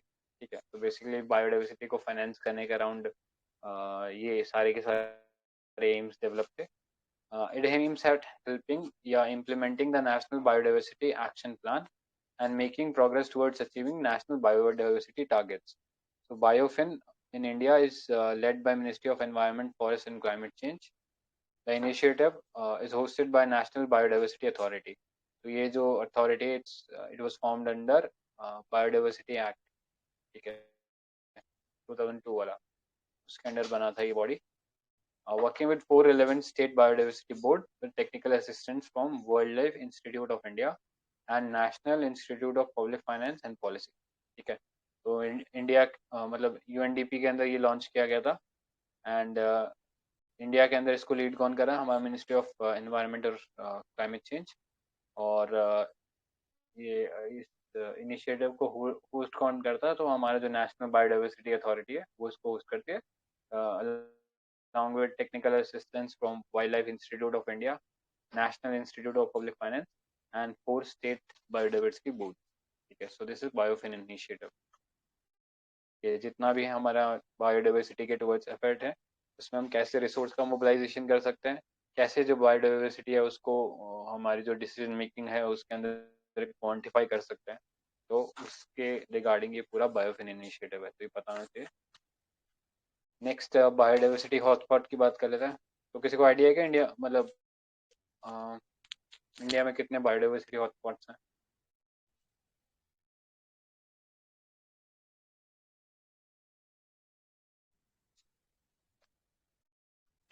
एक तो ये है वेस्टर्न घाट्स वाला रीजन, ठीक है, एक ये गल्फ मन्नार वाला शायद है, क्या ये वाला? वो सुंडालैंड वाला स्ट्रेच आ जाता है, इंडो बर्मा हाँ सुंडालैंड। कुंडा, हाँ हाँ, और हिमालयन हॉटस्पॉट है थोड़ा सा बस। हाँ राइट, तो हिमालयज हो गया एंड देन वेस्टर्न घाट हो गया, एंड ये सुंडालैंड वाला जो स्ट्रेच हो गया ये वाला इंक्लूड हो गया। क्राइटेरिया देख लेते हैं, आई थिंक क्राइटेरिया मेन है इसमें इस चीज़ के अंदर। सो तो क्राइटेरिया ये देख लो क्या है। So any area must meet the 2 strict criteria. First is it must contain at least 1,500 species of vascular plants as endemic। ठीक है, so जो vascular plants है वो endemic होने चाहिए, which is to say it must have a high percentage of plant life found nowhere else on the planet, or for in the other words is irreplaceable। Second, it has to have lost at least 70% of the original habitat। ठीक है, यानी जो original population थी biodiversity की वो उसका सिर्फ 30% बचना चाहिए, बाकी 70% लॉस्ट हो जाना चाहिए। ठीक है, in other word it must be threatened. ठीक है, तो एक तो बायोडाइवर्सिटी के सेंस में रिच भी होना चाहिए, और दूसरा बहुत सारी बायोडाइवर्सिटी लॉस भी हो जानी चाहिए, थ्रेटेंड होनी चाहिए। ठीक है, तो उस चीज़ को हम बोलेंगे। So around the world 36 area qualified as hotspot, and they support more than half of the world plant species as endemic and nearly 43% of different birds, reptiles, amphibians, etc। ठीक है, बाकी इम्पोर्टेंट है नहीं। आई थिंक इंडिया वाला ये पता होना चाहिए। तो हिमालयाज इंक्लूडेड है, हिमालयाज में और भी कंट्रीज आ जाती हैं इंडिया के अलावा। नेक्स्ट इंडो बर्मा का जो स्ट्रेच है, तो इंडो बर्मा में हमारे जो नॉर्थ ईस्टर्न आइलैंड्स है, सो नॉर्थ ईस्ट इंडिया है, और जो अंडमान निकोबार है वो उसमें कवर हो जाता है। एंड देन सुंडालैंड है जिसमें निकोबार आइलैंड जो भी बात किया था वो इंक्लूड हो जाता है। ठीक है, तो सुंडालैंड में इंडोनेशिया, मलेशिया, ब्रुनाई वगैरह, एंड निकोबार भी क्योंकि जोग्राफिकल कैरेक्टरिस्टिक उसकी भी वैसे हैं तो वो भी इंक्लूडेड है। ठीक है, इसके अलावा वेस्टर्न घाट्स हैं। ठीक है, तो 4 है, आई थिंक पहले मैंने शायद 3 बोल दिया था, 4 है। पहला हिमालयस हो गया, then next is Indo Burma वाला स्ट्रेच हो गया, देन सुंडालैंड हो गया, और लास्टली वेस्टर्न घाट और श्रीलंका। ठीक है, ये वाला जो स्ट्रेच है ये बायोडाइवर्सिटी हॉटस्पॉट्स में आ जाता है। ठीक है, इनफैक्ट ये क्वेश्चन भी पूछ रखा है ऐसा ही बायोडाइवर्सिटी हॉटस्पॉट्स के लेके 2010 में। ये statement one was biodiversity hotspots are located only in tropical regions. Next, biodiversity has four India has four biodiversity hotspots: Eastern Himalayas, Western Himalayas, Western Ghats and Andaman and Nicobar Hills। ठीक है, तो इसका answer जो था इसके अंदर D था, क्योंकि दोनों ही स्टेटमेंट गलत है। क्योंकि यहाँ पे ईस्टर्न वेस्टर्न हिमालयस नहीं था डिस्टिंक्ट, वो पूरा एक ही हिमालयस कंसीडर करते हैं। सुंडरलैंड था एक तो, और एक इंडो बर्मा वाला स्टेट था। ठीक है, तो वो मिसिंग थे इसमें। राइट, ठीक है।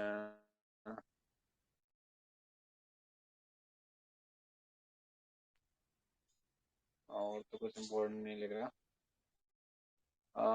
एक और इनिशिएटिव है called hope spot network, which is joint initiative of mission blue and IUCN। So hope spot basically ऐसे एरिया हैं ओशन के अंदर that needs special protection because of wildlife and significant underwater habitat. So they can be marine protected area which are defined by IUCN. तो India के अंदर भी हमने कई ऐसे एरियाज हैं जहाँ पे हम देखते हैं कि मरीन वाइल्ड लाइफ जो है या मरीन इकोसिस्टम वो काफ़ी मतलब थ्रेटेंड है, जिसको प्रोटेक्शन की ज़रूरत है। तो जैसे पार्क स्टेट एरिया हो गया, तो ये सब एरियाज हम लोग इसमें इंक्लूड कर सकते हैं। ठीक है, तो होप स्पॉट में इंडिया में लक्षद्वीप और अंडमान है, उनको इंक्लूड किया। तो इतना ही है इसके अंदर। नेक्स्ट पे चलते हैं, वाइल्ड लाइफ कंजर्वेशन। सो दो पार्ट्स में ये चैप्टर, तो इम्पोर्टेंट जो कंजर्वेशन एफर्ट्स हैं उनको देख लेगा। तो पहला regulation of trade in wild life देख लेते हैं। इट्स तो पहला है site convention on international trade in endangered species of wild flora and fauna. ठीक है, तो ये साइट्स का फुल फॉर्म है। सो ये चीज़ ध्यान रखनी है कि फ्लोरा एंड फौना यानी प्लांट और एनिमल दोनों के अंदर वाइल्ड लाइफ का जो ट्रेड है उसको ये रेगुलेट करता है। ठीक है, तो ये पता होना चाहिए। नेक्स्ट अगर हम बात करें तो तो it is also known as Washington convention. ठीक है, and it is an international agreement, mutual treaty between governments. तो इसको हम कह सकते हैं कि एक इंटर गवर्नमेंटल वो है, ट्रीटी है। ठीक है, so it was drafted as a result of resolution adopted by members of IUCN in 1963 and it entered into force in 1975.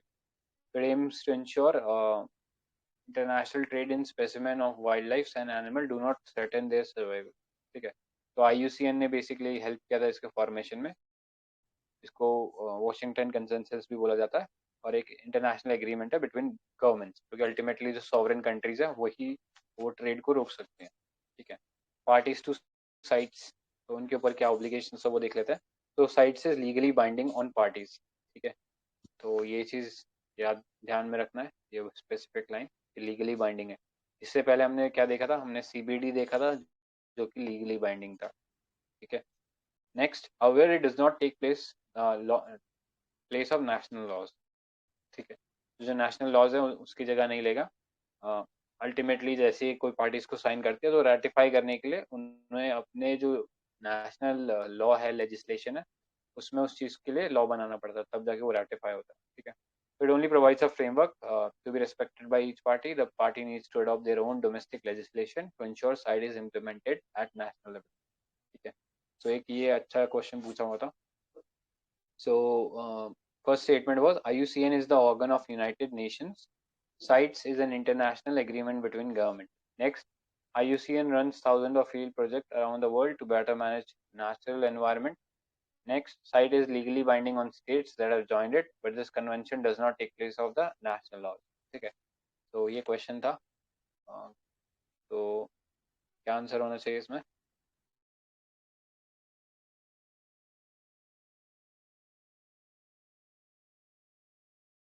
Third तो ठीक ही है, इसमें सेम ही स्टेटमेंट है। थर्ड सही है, राइट। अगर हम फर्स्ट वाले की बात करें तो IUCN शायद यूनाइटेड नेशन का ऑर्गन नहीं है, अपने आप में सेपरेट एंटिटी है, राइट? हाँ राइट, ऑर्गन नहीं है वो उसका, तो फर्स्ट मुझे हाँ, पता चलता है। तो फिर 2 and 3 आंसर हो जाना चाहिए उस सेंस में। एक बार देखते हैं। हाँ, टू हाँ एंड थ्री ठीक। आंसर हो जाएगा, हम्म। क्योंकि IUCN जो है वो एक NGO है, और साइट्स के बारे में तो हमने पढ़ा ही था, ट्रीटी या एग्रीमेंट है बिटवीन गवर्नमेंट्स, तो वो सही है। नेक्स्ट देखते हैं, conference to parties, conference of parties to the sites.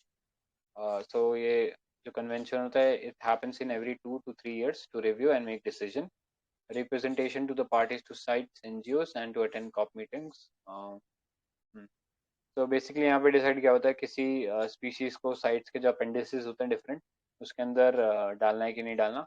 और साइट्स के अपेंडिसेस 1 2 3 4 ऐसे करके होते हैं, जितना मतलब वो 1 अगर होगा, जितना वो अगर 1 है तो हाईएस्ट प्रोटेक्शन मिलेगा, ठीक है, तो उस सेंस में ये चलता है। तो फंक्शनिंग देख लेते हैं। Site works by subjecting international trade in specimens of selected species to certain control. ठीक है, so all import and export of species covered by sites has to be authorized by a licensing system. So each party designate one or more management authority in charge of administrating the license and one or more scientific authorities to advise on the effect of trade on the status of species. ठीक है, तो basically किसी country में अगर कोई trade करना है, export import करना है, तो एक मैनेजमेंट अथॉरिटी होगी जो कि वो लाइसेंस डिस्ट्रीब्यूट करेगी, और एक साइंटिफिक अथॉरिटी होगी जो कि बेसिकली ये एडवाइस करेगी कि अगर उस ट्रेड से किसी कंट्री के अंदर वो अगर स्पीशीज आता है तो कोई प्रॉब्लम तो नहीं हो जाएगा, ठीक है। सो इन्वेजिव स्पीशीज वाला कंसेप्ट हो गया, ठीक है। So management authority in India is the Directorate of Wildlife Preservation, which is under Ministry of Environment. And other management important authority competent to grant permits are Wildlife Crime Protection Bureau. ठीक है, so एक सवाल होता है, क्या ये body statutory है, wild life crime control bureau?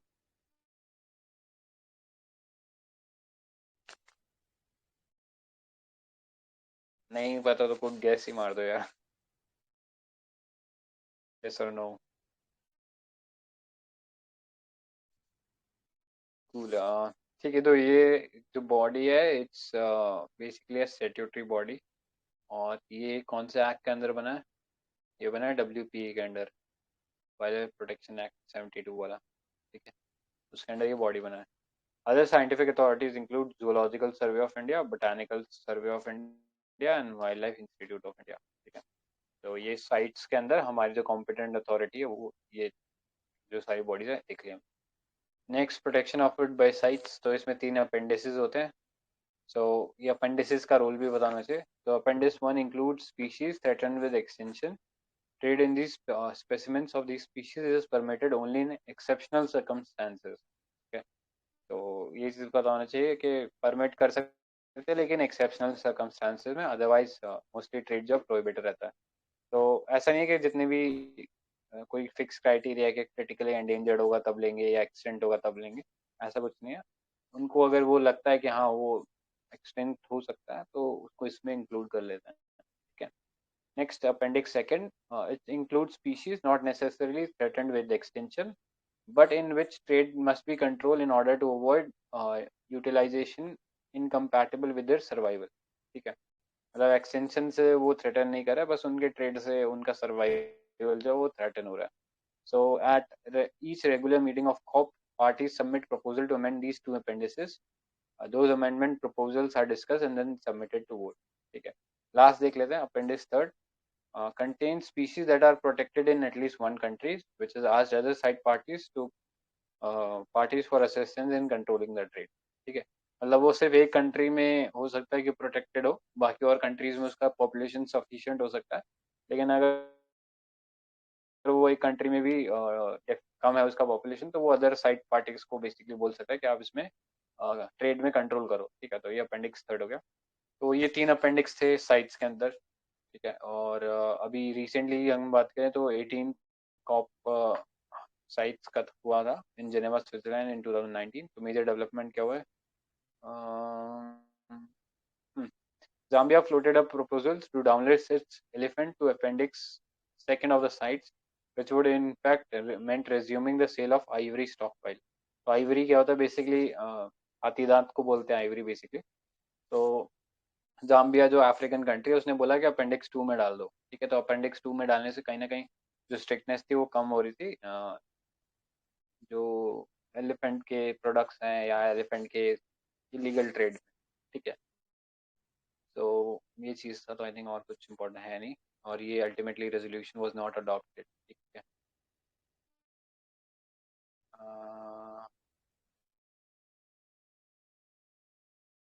ठीक है। India sought to boost protection of 5 species at CITES COP18, तो आई थिंक इसलिए थोड़ा ये इम्पोर्टेंट हो जाता है। तो ये कुछ स्पीशीज थे जो कि इंडिया ने बोला था कि आप अपेंडिक्स 1 में डालो इनको। First is smooth coat otter otter, small clawed otter, Indian star tortoise, tokay gecko, wedge fish and Indian rosewood, ठीक है।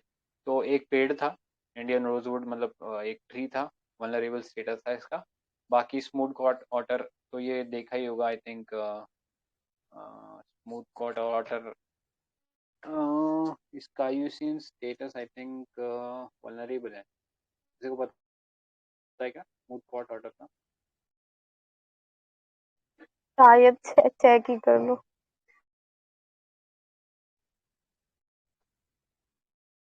देखते हैं। ठीक है, वनरेबल है, सही है। तो ये ऐसा दिखता है ये जानवर। शायद हिंदी में इसको ऊद बिलाव कहते हैं नहीं ना? नहीं, नहीं मुझे लग नहीं रहा ये, मतलब नहीं, हाँ इस पिक्चर में लग रहा है शायद। आई थिंक यही होता है। तो हाँ, मतलब दिखने में क्यूट है थोड़ा सा, बाकी तो है नहीं इसमें इम्पोर्टेंट। हाँ, so smooth coated otter vulnerable है, एंड स्मूथ कॉड ऑर्डर है, स्मॉल क्लाउड ऑर्डर है, इंडियन स्टार टॉर्टोइज है, एंड गेको जो है बेसिकली लिजर्ड है, वेज फिश है, और एक ये ट्री है, ठीक है। So the country seeks to boost the protection of these 5 animal species as they are facing high risk of international trade. तो इंडिया जो है इसको अपेंडिक्स 2 में है करंटली, तो अपेंडिक्स 1 में मूव करना चाहता है। India has also supported proposal to boost the protection status for tarantulas, which are large hairy spiders.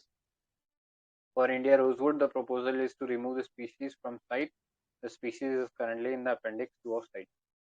अच्छा, तो आई थिंक इंडिया रोजवुड का जो मतलब जो पॉपुलेशन है वो अच्छा खासा है, तो वो अपेंडिक्स में से निकालना चाहता है इसको। तो ये चीज़ है इसके बारे में, एंड बाकी तो आई थिंक पढ़ ही लिया। नेक्स्ट पे चलते हैं, ये स्टार्ट आउट है। ऑलराइट, ठीक है। ये इम्पोर्टेंट इनिशिएटिव है, monitoring the illegal killing of elephant. तो एलिफेंट्स का मोस्टली किलिंग क्यों होता है? क्योंकि उसमें से जो आइवरी निकलता है उसका जो वर्थ है वो बहुत ज़्यादा होता है, तो इसलिए मोस्टली पोचिंग होता है एलिफेंट्स का। तो उसके लिए ये अथॉरिटी बनाई गई है, मतलब एक initiative monitoring the illegal killing of elephant. तो MIKE programme was established by CITES resolution adopted at COP10. So this is an international collaboration to measure levels, strengths, and causes of elephant mortality. Mike's information base is to support international decision making, conservation related to conservation of elephant in Asia and Africa. ठीक है। आई think एक बार शायद अभी elephants के ऊपर question भी आया था, वहाँ पे बोला था कि African elephant is bigger than Asian elephant, तो वो स्टेटमेंट है, सही है। In fact this is true for चीताज also, मतलब अफ्रीकन चीता जो है वो एशियन चीता से बड़ा है, ठीक है। तो ये पता होना चाहिए। One of the core mandates given to Mike is to build capacity in elephant range state. There are 28 sites participating in Mike program in Asia, distributed across 13 countries. So India has 10 Mike sites. ठीक है। Although elephant corridors की बात करें तो वो भी I think 50 something है, but 10 Mike sites हैं अभी तक इंडिया के अंदर, ठीक है। Alright, चल सकते हैं। हाँ, एलिफेंट का आई थिंक IUCN स्टेटस क्या है एलिफेंट का?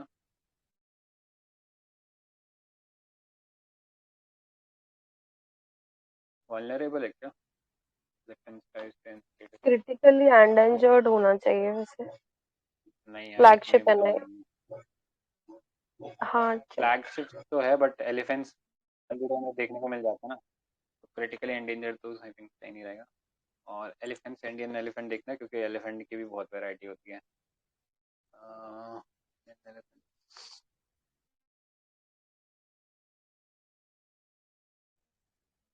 और आई थिंक हाँ उसको ये एंडेंजर्ड है, ठीक है, ये ध्यान में रखना, एंडेंजर्ड है। एंड आई थिंक ये भी क्वेश्चन था उसके अंदर के सबसे ज़्यादा एलिफेंट कौन से स्टेट में इंडिया में, आई थिंक प्रॉब्ली शायद आंसर उसका कर्नाटका था। ऑलराइट, नेक्स्ट पे चलते हैं, ट्रैफिक, ठीक है। तो the wild life trade monitoring network called traffic, it's an NGO again, जैसा हमने देखा था IUCN एक एनजीओ, उसी लाइन्स पे ट्रैफिक एक एनजीओ, और साइट्स जो है वो एक मल्टीलेटरल ट्रीटी है बिटवीन गवर्नमेंट, ठीक है। तो साइट्स का और ट्रैफिक में थोड़ा डिफरेंस है, ठीक है। This TRAFFIC works globally on trade in wild life animals and plants in the context of biodiversity conservation. It's a joint programme of IUCN and world wild life fund for nature, ठीक है, WWF and IUCN, तो ये involve है इसमें। IUCN हमने देखा था, IUCN was also instrumental in forming site, ठीक है, लेकिन साइट्स एक ट्रीटी है और ये एक एनजीओ। तो ट्रैफिक और TRAFFIC is basically complementary to CITES. It was founded in 76 with the headquarter located in Cambridge, UK. वही सेम मिशन है इसका, आई थिंक और कुछ इम्पोर्टेंट है नहीं। तो एक 17 में क्वेश्चन भी पूछा हुआ है, TRAFFIC is bureau under UNEP। Next, the mission of TRAFFIC is to ensure trade in animal wild life is not a threat to conservation in nature, ठीक है। तो ये तो सेकंड वाला डेफिनेटली ट्रू। फर्स्ट वाले में हमें पता ही है कि ये एक एनजीओ है and it was basically form by IUCN and world wide fund for nature, ठीक है। सो फर्स्ट वाले को क्रॉस कर सकते हैं, तो आंसर सेकंड हो जाएगा B, ठीक है। Next, coalition against wild life trafficking, again एक एनजीओ है, US लेड, ठीक है, और इंडिया भी इसका मेंबर है। तो और तो आई थिंक कुछ इम्पोर्टेंट है नहीं इसके बारे में, नेक्स्ट पे चलते हैं, policies and laws concerning CITES in India. तो ये एक बहुत इंपॉर्टेंट पार्ट है, इससे रिलेटेड कुछ भी है तो ध्यान में रखना है। तो वाइल्ड लाइफ प्रोटेक्शन एक्ट कई बार हमने बात कर लिया, इसके अलावा फॉरेन ट्रेड एक्ट, क्योंकि एक्सपोर्ट होता है प्लांट स्पीशीज या एनिमल स्पीशीज या उनके रिमेन्स का, तो उसको ध्यान में रखना होता है। Foreign trade policy of government of India and custom act भी इसको रेगुलेट करता है। तो वाइल्ड लाइफ प्रोटेक्शन एक्ट ने थोड़ा थोड़ा पहले भी डिस्कस किया हुआ है कि अगर कोई शेड्यूल 1 में है कोई एंडेंजर्ड स्पीशीज, तो उसका जो पूरे इंडिया के अंदर कोई ट्रेड है या उसको हार्म करना इज प्रोहिबिटेड, ठीक है, सीधा जेल हो सकता है अगर आप हार्म करते हो तो। Next, hunting species that require special protection, schedule 2 schedule 3 big game and small game, schedule 4 is regulated through licensing, ठीक है। तो जो शेड्यूल 1 है उसमें कोई हंटिंग नहीं हो सकती, शेड्यूल 2, 3 एंड 4 उसमें हो सकती है, लेकिन उसके लिए लाइसेंस की ज़रूरत है। एंड हमने पहले भी डिस्कस किया, शेड्यूल 5 में वर्मिन आते हैं, जिनको बेसिकली ऐसी स्पीशीज़ है जिनको हंट किया जा सकता है। कोई भी अगर स्पीशीज़ की पॉपुलेशन काफ़ी बढ़ गई है और वो प्रॉब्लम क्रिएट कर रही है, तो गवर्नमेंट जो है उसको वर्मिन कैटेगरी में डाल देती है। इसके लिए नेशनल वाइल्ड लाइफ बिल भी आया रिसेंटली, तो उस बिल को भी देख लेना।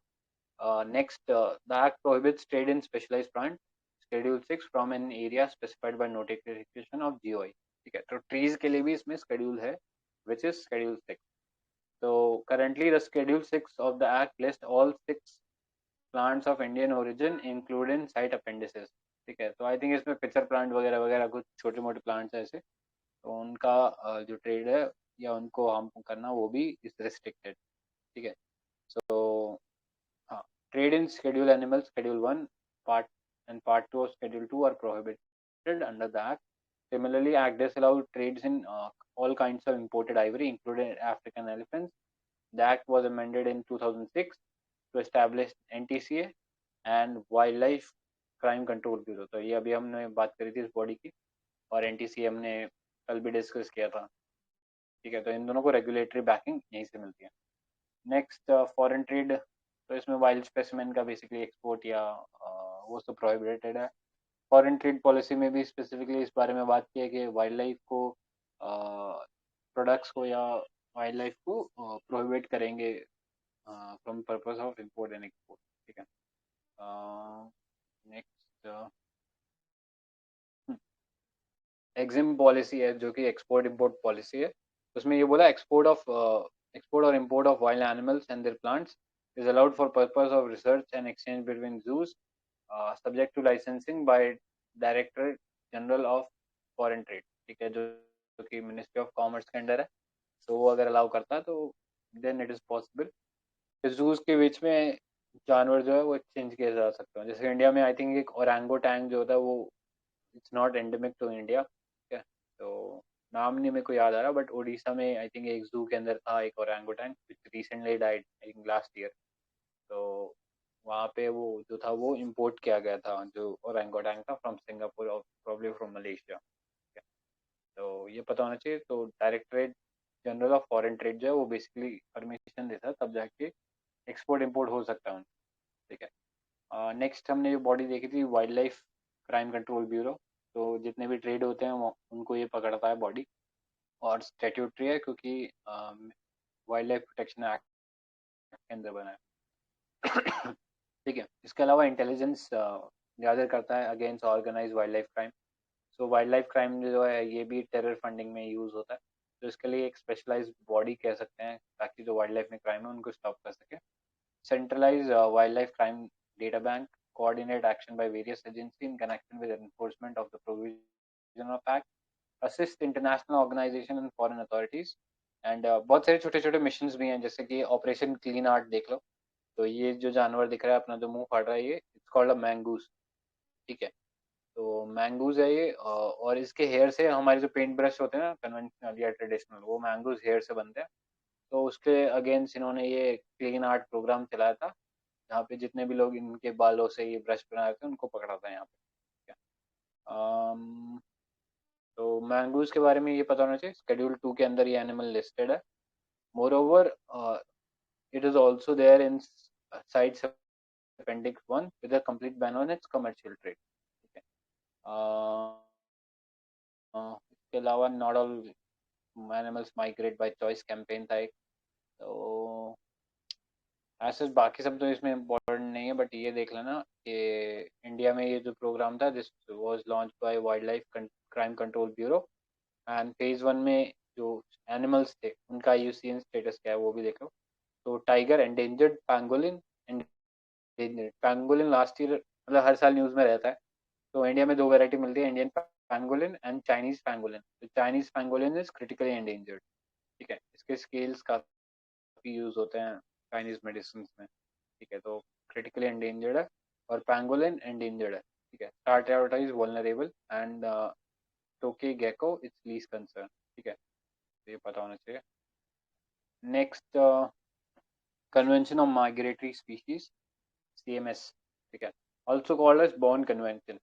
तो कई बार कंफ्यूजन हो जाता है बॉर्न चैलेंज में और बॉर्न कन्वेंशन में. तो ये पता होना चाहिए बॉर्न कन्वेंशन जो है वो बेसिकली CMS है, माइग्रेटरी स्पीशीज से रिलेटेड है, और बॉर्न चैलेंज जो है वो डेजर्टिफिकेशन से रिलेटेड है. ठीक है. एक कन्वेंशन है बर्न कन्वेंशन. ये किस लिए है तो बता सकते हैं बर्न कन्वेंशन?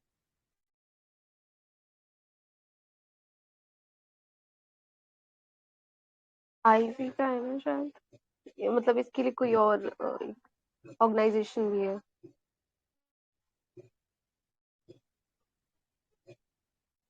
है ना, इसी के लिए है क्या? क्या बोला आपने? आईपी के लिए. हाँ करेक्ट. इंटेलेक्चुअल प्रॉपर्टी के लिए IP. तो बॉर्न कन्वेंशन उससे रिलेटेड है. नाइस. हाँ. तो ये देख लेते हैं. CMS it's an international treaty concluded under UNEP.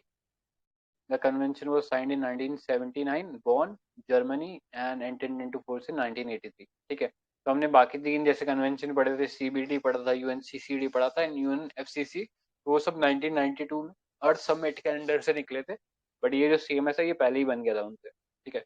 तो ये एक नेक्स्ट ये वाला लाइन इंपॉर्टेंट है. CMS is the only global UN-based environmental international organization established exclusively for conservation of terrestrial, aquatic and avian migratory species throughout their range.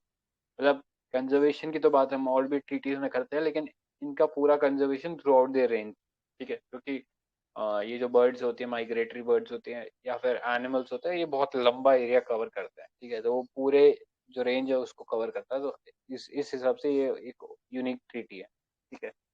Classification of species under CMS. So under this convention, migratory species threatened with extinction are listed in Appendix 1. Migratory species that would significantly benefit from international cooperation are listed in Appendix 2. ठीक है, तो दो ही appendix है, 1 and 2. पहले में तो extension वाले हैं, दूसरे में जिन्हें बेनिफिट मिलेगा, ठीक है। इससे इससे पहले हमने साइट्स में देखा, तो साइट्स में 3 अपेंडिसेस थे, ठीक है। तो वही फर्स्ट से लेके थर्ड की तरफ जो स्ट्रिक्टनेस थी वो कम होती जाएगी, ठीक है। सो हाँ, ये इंडिया में हुआ था COP13, तो इसलिए थोड़ा इंपॉर्टेंट है, इसके बारे में देख लेना। फरवरी 2020 में गांधीनगर गुजरात के अंदर हुआ था ये, ठीक है। So India was designated president of the COP for next 3 years. तो 10 new species were added at CMS. तो इंडिया ने भी कुछ इंक्लूड करवाया था, तो वो पता होना चाहिए। 7 species were added to Appendix 6, which provides strictest protection. तो Asian elephant endangered, great Indian bustard, इसके बारे में तो पता ही होना चाहिए। इसका कुछ और नाम भी होता है ग्रेट इंडियन बस्टर्ड का, किसी को पता है क्या? ग्रेट इंडियन बस्टर्ड,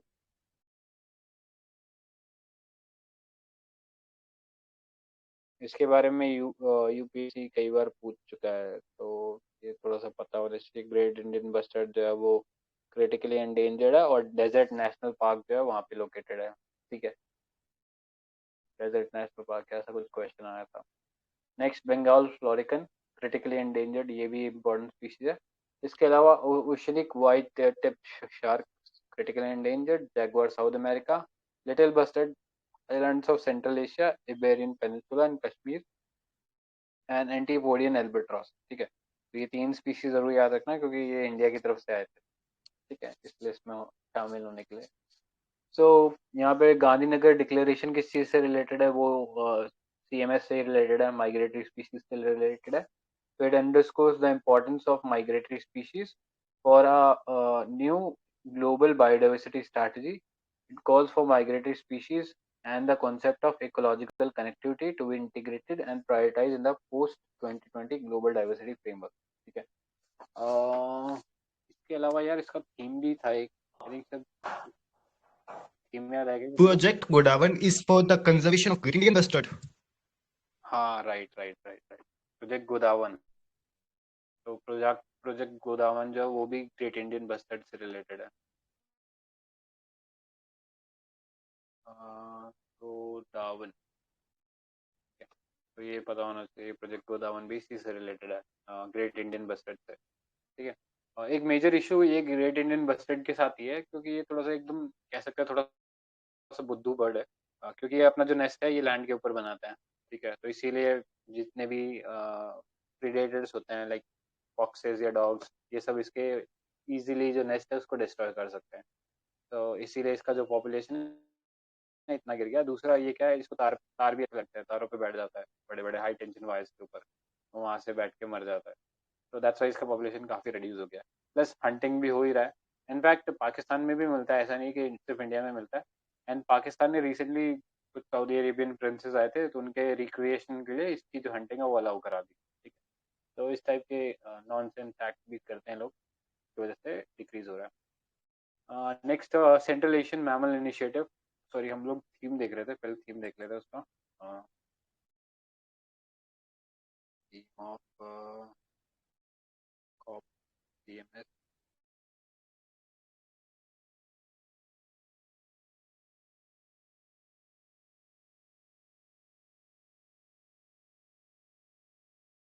हाँ, ये थीम था migratory species connect the world and we welcome them home, ठीक है। तो काफ़ी कॉमन सा था, आई थिंक याद ही रह जाएगा, वी वेलकम देम होम करके बोला था हमने, ओके। ठीक है, ये सेंट्रल एशियन मैमल इनिशिएटिव है। It aims to conserve 15 migratory mammal species and their habitat in Central Asia, including snow leopard, taiga, Bactrian camel, and ठीक है। तो ये इनिशिएटिव था। इनफैक्ट कैमल के ऊपर एक क्वेश्चन आ रखा था कि इंडिया के अंदर कैमल जो है वो शायद किसी एक रीजन में लिमिटेड, आई थिंक शायद होगा।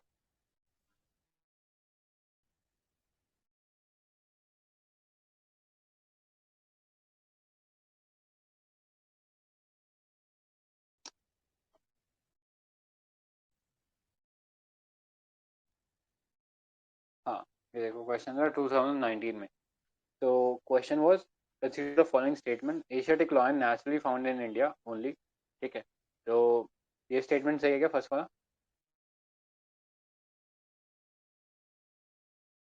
यस। हाँ राइट। और कहाँ पे लोकेटेड है? लोकेशन भी बता दो फटाफट। गिर है ना यार, गिर में देखा था ना हम लोगों ने, गिर गिर ही है, माल, गिर गुजरात। हाँ, हाँ मालधारी टाइप सब देखा था। ठीक है, सब पढ़ा हुआ है। नेक्स्ट सेकंड स्टेटमेंट था, डबल हम camel is naturally found in India only. True है क्या? फॉल्स। रीजन भी बताओ यार। मतलब और भी जगह लोकेटेड है। ठीक है, डबल हम कैमल्स आई थिंक है ना, ज्योग्राफिकली। तो like should be around Africa as well, and I think यहाँ पे इंडोनेशिया के आसपास भी शायद मिलता होना चाहिए। हाँ, जो सेंट्रल एशियन कंट्रीज है ना, मतलब ऊपर इंडिया से ऊपर, इनफैक्ट लद्दाख में भी मिलता है ये। ठीक है, तो सेंट्रल एशियन कंट्रीज है, उससे वहाँ पे भी मिलता है, तो टर्कमेनिस्तान और वो सब कंट्रीज है उनमें भी है। नेक्स्ट आओ। हाईलैंड्स से लेके मंगोलिया रीजन तक भी दिखा है। हाँ, इसीलिए ये यहाँ पे लिखा हुआ है सेंट्रल एशियन मैमल इनिशिएटिव, तो उसी लाइंस पे आई थिंक कह सकते हैं क्वेश्चन का। Next, one horn rhino is naturally found in India only. ये बता दो फटाफट। फॉल्स। और कौन सी कंट्री में मिलता है? अफ्रीका में इंडोनेशिया। मिलता है। हाँ, हाँ करेक्ट, अफ्रीका, इंडोनेशिया, यहाँ पे भी मिलता है। ठीक है, अफ्रीका वाला शायद टू हॉर्न राइनो होता है, तो वो शायद सही नहीं होगा। बाकी इंडोनेशिया में वन हॉर्न राइनो ही होता है। ठीक है, हाँ, इंडोनेशिया और वाले लोग नेपाल, मिस्टेक भूटान, करते पाकिस्तान, ये पूरी बेल्ट में है। हैं। Right, correct correct. तो इस टाइप से भी छोटे छोटे क्वेश्चन पूछ लेता, तो ऐसा न्यूज़पेपर में आई थिंक आता ही रहता होगा इनके बारे में, वो भी देख लेना चाहिए। ठीक है, तो ये बैक्टीरियन कैमल जो है ना, ये बेसिकली डबल डैम कैमल ही है, बैक्टीरियन के ऊपर, नो, सेंट्रल एशियन कंट्रीज में ही है। ठीक है, तो ये पता होना चाहिए। एंड और कुछ इंपॉर्टेंट नहीं है। IUCN देखते हैं नेक्स्ट, इंपॉर्टेंट ऑर्गेनाइजेशन। तो it's an international NGO, important. ठीक है, वो पूछ सकता है कि इंटर गवर्नमेंटल है, क्या है, कुछ है, तो ये पता होना चाहिए। एक इंटरनेशनल NGO है in the field of conservation and sustainable development of resources. तो एनालाइज करता है, एजुकेशन करता है, लॉबिंग करता है, एडवोकेसी करता है, और एक इंपॉर्टेंट रिपोर्ट निकालता है कॉल्ड IUCN रेड लिस्ट। ठीक है, रेड बुक निकालता है, which assesses the conservation status of species worldwide। तो इसका हेडक्वार्टर है ग्लैंड, स्विट्जरलैंड में। ठीक है, और ये जो लिस्ट निकालता है, इसके अंदर हम लोग देखते हैं थ्रेटेंड जितनी भी स्पीशीज हैं उसके लिए लिस्ट होती है। तो इसके अंदर अलग अलग एरियाज होते हैं, क्रिटिकली एंडेंजर्ड, एंडेंजर्ड, वल्नरेबल, फिर लो रिस्क एरिया है। ठीक है, लो रिस्क में हम लोग देखते हैं कि जो स्पीशीज है जितना जिनका जो है एग्जिस्टेंस पे इतना प्रॉब्लम नहीं है, वो इंक्लूडेड होते हैं। ठीक है, तो ठीक है, ये यहाँ से देख सकते हैं। तो यहाँ पे आप देख रहे हो एनी, मतलब नॉट इवेल्युएटेड, DD के लिए डाटा डेफिशिएंट, LC के लिए लीस्ट कंसर्न, मतलब ज़्यादा कोई दिक्कत है नहीं इनका। देन यहाँ से प्रॉब्लम शुरू होता है नियर थ्रेट, यानी आने वाले फ्यूचर में एंडेंजर्ड हो सकते हैं। ठीक है, तो नेक्स्ट वल्नरेबल देख लो, हाई रिस्क ऑफ एंडेंजर्ड।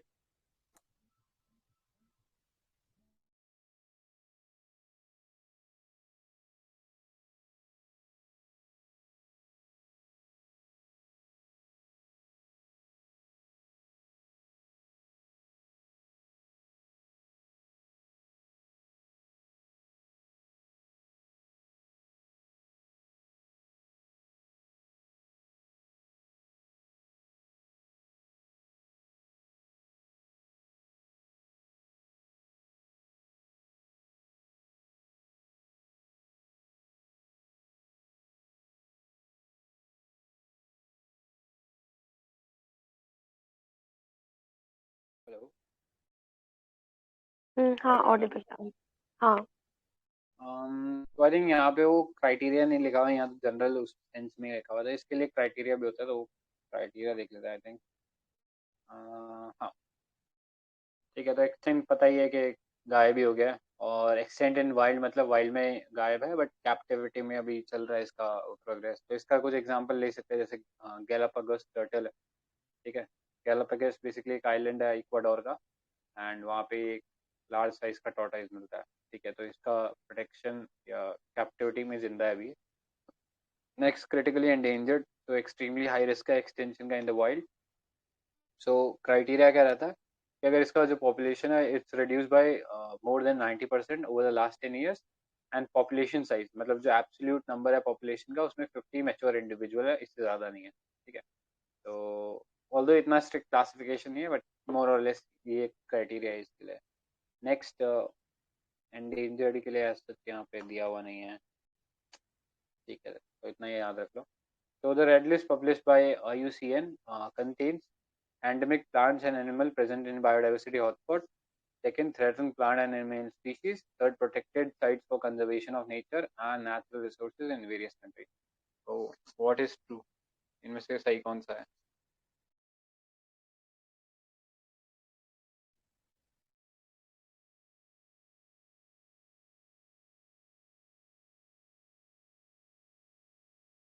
आवाज आ रही है ना?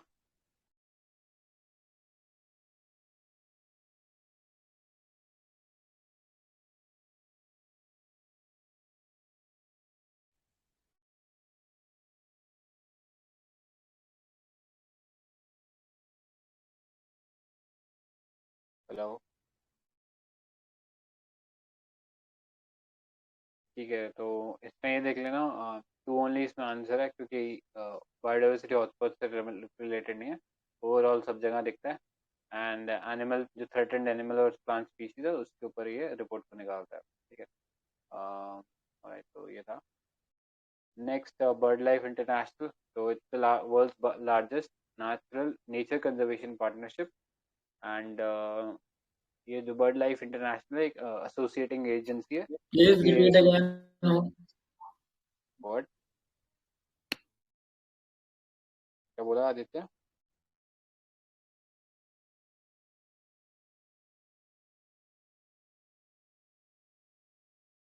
ठीक है, तो इसमें ये चीज़ देखिए ना कि बर्ड लाइफ इंटरनेशनल जो है वो एक इम्पोर्टेंट नेचर कंजर्वेशन ऑर्गेनाइजेशन है जो कि IUCN का जो रेड लिस्ट है उसको बनाने में हेल्प करती है। ठीक है, एंड इसके अलावा it identifies sites referred to as important bird and biodiversity area। ठीक है, तो important bird and biodiversity area जो है उसका डिक्लेरेशन देती है बर्ड लाइफ इंटरनेशनल, और इसका फर्दर एक एसोसिएटिंग एजेंसी है इंडिया के अंदर, बॉम्बे नेचुरल हिस्ट्री सोसाइटी। ठीक है, तो ये पता होना चाहिए इस ऑर्गेनाइजेशन के बारे में, ये भी एक इम्पोर्टेंट NGO है।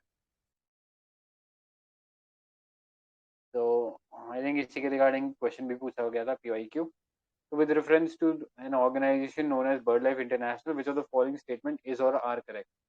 First, it is a global partnership of conservation organizations. Next, the concept of biodiversity hotspot originated from this organization. Next, it identifies the site referred to as important bird and wildlife areas. ठीक है, तो third is definitely true. तो ये चीज़ हमने पढ़ा है। But I think biodiversity hotspot का जो concept है इस organization से as such originate नहीं हुआ है। तो सेकंड वाली को अगर हम एलिमिनेट कर दें तो I think we are left with C only, right? तो ये इसका आंसर है। तो आई थिंक ये अंडरस्टैंडिंग बता सकती है। नेक्स्ट, टाइगर कंजर्वेशन के बारे में, ये कुछ इम्पोर्टेंट नहीं है।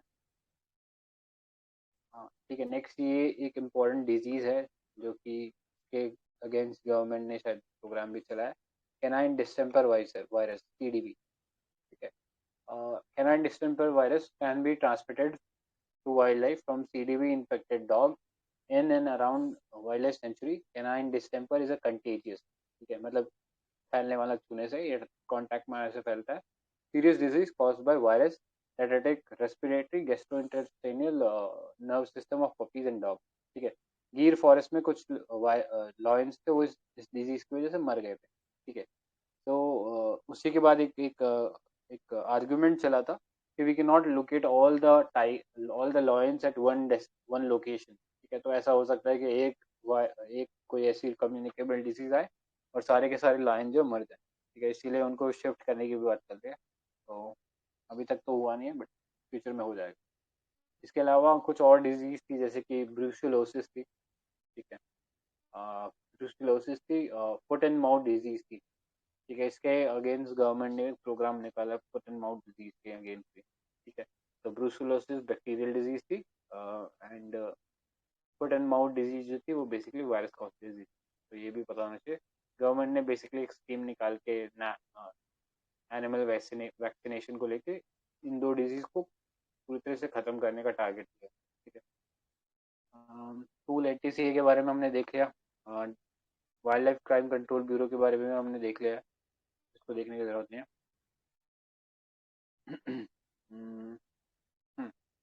Global tiger forum of tiger range country. ठीक है। तो इसमें हमने देखा था सेंट पीटर्सबर्ग डिक्लेरेशन था, एक डेली करंट अफेयर्स जो सेशन था वहाँ पे हमने देखा सेंट पीटर्सबर्ग डिक्लेरेशन। ठीक है।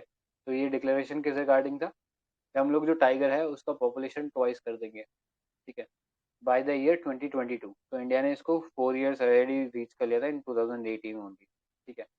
तो करंटली बात करें तो एशिया और जो हम पार्शली यूरोप कह सकते हैं कि Russia is part considered part of Europe. ठीक है। बाकी मोस्टली तो एशिया में ही लोकेटेड है। तो 13 कंट्रीज थी टोटल जिन्हें टाइगर रेंज कंट्रीज बोला जाता है, mostly located in Asia only. तो हाँ, कुछ टाइगर की सब स्पीशीज जो एक्सटेंड हो चुके हैं जैसे कि कैस्पियन, बाली एंड जावन। ठीक है।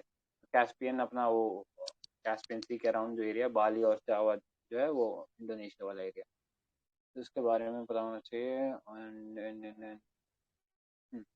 प्रोजेक्ट टाइगर 1973 था, सेंट्रली स्पॉन्सर्ड स्कीम में आता है। सेंट्रली स्पॉन्सर्ड में क्यों आता है? क्योंकि वाइल्ड लाइफ और ये जो एनवायरनमेंट है it is considered as under concurrent list. ठीक है। Which is list 3 under schedule 7। ठीक है। और इमरजेंसी के टाइम आई थिंक इमरजेंसी से अब पहले ही ले लिया था। पहले ये स्टेट लिस्ट में था, इसको कंकरेंट लिस्ट में ले दी सेंट्रल गवर्नमेंट अंदर इंदिरा गांधी गवर्नमेंट। हाँ, एनटीसी के बारे में भी पढ़ लिया हम लोगों ने। तो इसमें कोर और बफर जोन होता है, वो भी आई थिंक ऊपर डिस्कस कर ही लिया हम लोगों ने। हम्म, थोड़ा सा और देख लेते हैं इसमें। तो कोर और बफर स्ट्रैटेजी चलती है इसके अंदर। Their protection status is same as wild life sanctuary but they are maintained by NTC. ठीक है। वाइल्ड लाइफ सेंचुरी जैसे प्रोविजंस रहता है बट उनको मेंटेन करने का काम एनटीसीए करता है। So the core areas are notified by state government in consultation with expert committee. The core areas are freed of all human activity. So basically core area जो है उसमें कोई activity नहीं होती. But some tribes still continue to live in these area, however illegally. ठीक है। तो ये illegally रह रहे हैं, ऐसा लॉ के अंदर कोई प्रोविजन नहीं है इनके रहने के लिए। Next, collection of minor and forest produce and other human activities are also not allowed. ठीक है। तो ऑटोमेटिकली मना ही कर रखा है, तो ये एक्टिविटीज भी अलाउड नहीं है। तो it has the legal status of a national park और वाइल्ड लाइफ सेंचुरी। एक इम्पॉर्टेंट डेवलपमेंट हम इसमें ये कह सकते हैं, Soligas of Karnataka Chamrajanagar district created history by becoming first tribal community living in the core area of a tiger reserve to get their forest right recognized। ठीक है। तो हमें पता फॉरेस्ट राइट एक्ट 2006 वाला जो है उसके अंदर ट्राइबल्स के राइट को रिकग्नाइज किया गया था। एंड हमने ऊपर ये पढ़ा था कि ट्राइबल एरियाज जो है, सॉरी, टाइगर रिजर्व के अंदर जो कोर एरिया है उसके अंदर बेसिकली कोई ह्यूमन एक्टिविटी पॉसिबल नहीं है, बट ये ट्राइबल कम्युनिटी जो है ये हारमोनियसली रहते हैं टाइगर के साथ। तो उसके चलते यहाँ पे फॉरेस्ट राइट एक्ट से मिल गया इनको। ठीक है। तो सोलिगाज ये जो ट्राइब है it inhabits the peripheral forest of Biligiri, Rangana hills and माले मदेश्वर। ठीक है। माले मदेश्वरा। इसके अलावा और तो कुछ इम्पोर्टेंट नहीं लग रहा। ठीक है। Buffer area is peripheral to the critical tiger habitat और कोर। आई थिंक एक क्वेश्चन यही पूछा था यूपीएससी ने कि कौन सा जो टाइगर रिजर्व है उसका लार्जेस्ट कोर या क्रिटिकल टाइगर हैबिटेट एरिया है। ठीक है। तो उसका आंसर वो शेषाचलम था। ठीक है। Seshachalam is also the largest tiger reserve, तो करस्पॉन्डिंगली उसका लार्जेस्ट कोर एरिया भी होता। तो यही आंसर था इसका। तो providing supplementary habitat for dispersing tiger besides offering scope for coexistence of human tribal. तो बफर एरिया में अलाउड है यहाँ पे। And the limit of such area is determined with concern gram sabha and an expert committee for the purpose. तो buffer का objective क्या होता है? It provides habitat supplement to still overpopulation of wild animals from core area, provide site-specific core development inputs to villages for relieving their impact on core area. Okay. ठीक है, I think इतना important है. Tiger task force, तो ये tiger task force जो है basically on recommendation of NBWL, a task force was set up to look into the problem of tigers conservation in the country, and यही है इसके बारे में. ठीक है. The recommendation of task force included strengthening of Project Tiger by giving it statutory and administrative powers. तो basically NBWL के through tiger task force बना, और टाइगर टास्क फोर्स के रिकमेंडेशन पे NTCA बना. ठीक है, 2005. ये पता होना चाहिए. NBWL का चेयरमैन PM होते हैं, और NTCA के चेयरमैन एनवायरनमेंट मिनिस्टर होते हैं. ये इंपॉर्टेंट इन्फो था. ठीक है, बाकी एनीथिंग हम लोग ये डिस्कस कर ही चुके हैं इसमें, और इम्पोर्टेंट जरूरत नहीं है. हाँ, ये पॉइंट्स देख लो. No alteration in the boundary of a tiger reserve shall be made except on the recommendation of NTCA and the approval of NBWL. ठीक है. तो और कोई प्रोटेक्टेड एरिया होता तो केवल NBWL का परमिशन चाहिए होता, बट यहाँ टाइगर रिजर्व है तो NTCA का भी परमिशन चाहिए. No government shall denotify a tiger reserve except in public interest with the approval of NTCA and the approval of NBWL. ठीक है, तो ये 2 पॉइंट्स इम्पोर्टेंट है कि किसी टाइगर रिजर्व को वापस डिनोटिफाई नहीं किया जा सकता, या उसके बाउंड्रीज अल्टर नहीं की जा सकती. अल्टीमेटली अगर कोई पब्लिक इंटरेस्ट अगर है तो उस केस में with approval of NTCA and approval of NBWL कोई भी ऑल्टरेशन किया जा सकता है उसमें. ठीक है.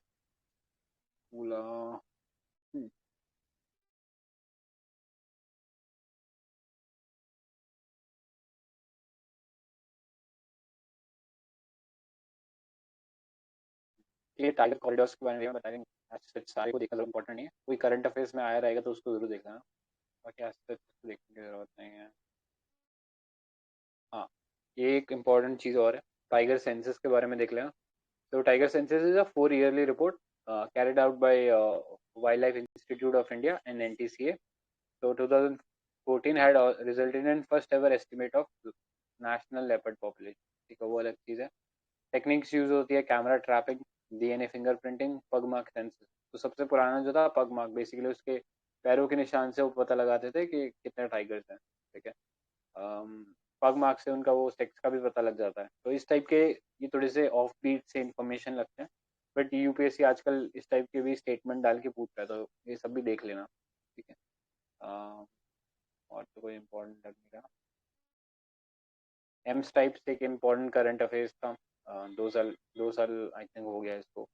तो मॉनिटरिंग के लिए इन्होंने ये एक ऐप निकाला था. ठीक है. और तो कुछ इम्पोर्टेंट है नहीं इसमें.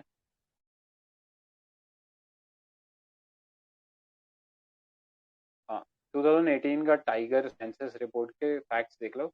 तो इसके अंदर सबसे ज़्यादा टाइगर हम लोगों ने अभी हमारी कंट्री में हो गए थे. 226 टाइगर थे 2014 में, एंड करंटली हमारे पास टाइगर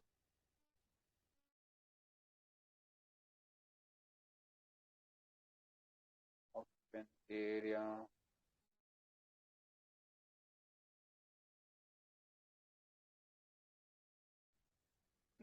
सबसे हाईएस्ट टाइगर्स थे MP के अंदर, और MP में बस आई थिंक 1-2 ज़्यादा थे कर्नाटका से. हाँ, बहुत नैरो मार्जिन से MP ने बीट किया था इसको. एंड इंडिविजुअल प्रोटेक्टेड एरिया की बात करें तो जिम कॉर्बेट में सबसे ज़्यादा टाइगर्स थे. ठीक है, तो ये पता होना चाहिए. रैंकिंग ये थी MP followed by Karnataka followed by Uttarakhand. ठीक है.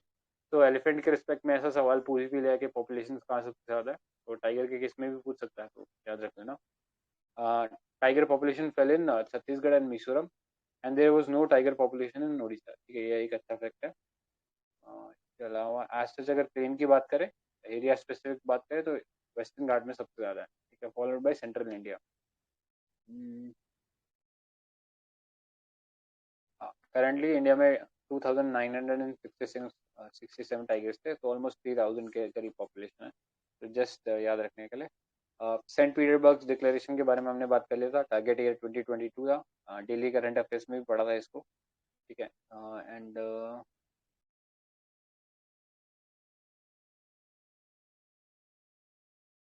हाँ, ये एक इम्पोर्टेंट पॉइंट ये भी है कि बक्सा, डम्फा एंड पलमाऊ। तो बक्सा आई थिंक छत्तीसगढ़ में है एंड पलमाऊ झारखंड में है, और डम्फा जो है मिजोरम में है। तो यहाँ पे ये जो टाइगर रिजर्व है यहाँ पे एक भी टाइगर नहीं मिला था, तो ये भी एक इम्पोर्टेंट फैक्ट है।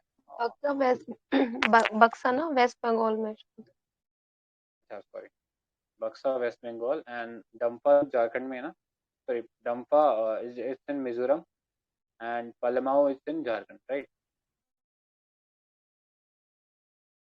राइट।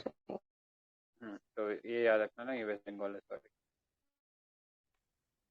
ऑलराइट, बाकी आई थिंक इतना इम्पोर्टेंट है नहीं। हाँ, स्नो लेपर्ड के लिए है, तो स्नो जितने भी लेपर्ड है, एक तो एक इम्पोर्टेंट फैक्ट है ये, जितने भी लेपर्ड है, चाहे स्नो लेपर्ड है, नॉर्मल लेपर्ड है, क्लाउडेड लेपर्ड है, ठीक है, सारे के सारे का IUCN स्टेटस जो वल्नरेबल है, ठीक है। तो ये पता होना चाहिए। तो ग्लोबल टाइगर इनिशिएटिव है, it was launch in 2008 as global alliance of NGOs and civil society to save tiger population. In 2013 इस टाइगर ग्लोबल टाइगर इनिशिएटिव के अंदर स्नो लेपर्ड्स को भी इंक्लूड कर दिया गया था। So this initiative के founding partners include World Bank, Global Environment Facility,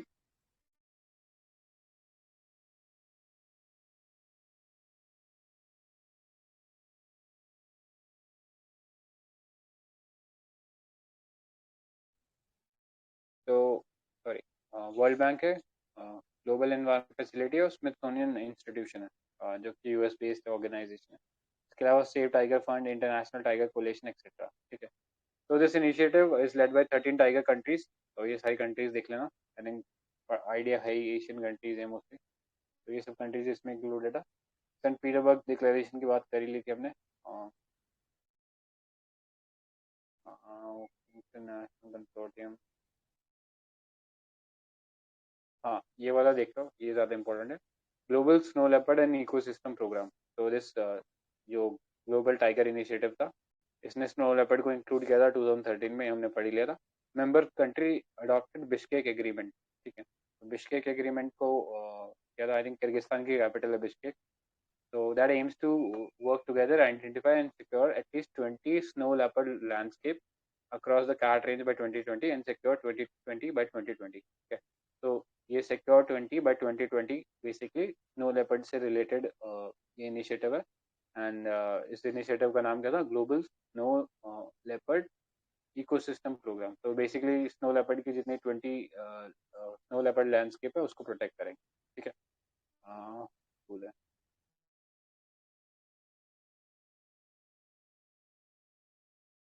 ये TX2 वाला जो पॉइंट है ये भी हमने देख लिया था, ठीक है। टाइगर की पॉपुलेशन डबल करनी थी।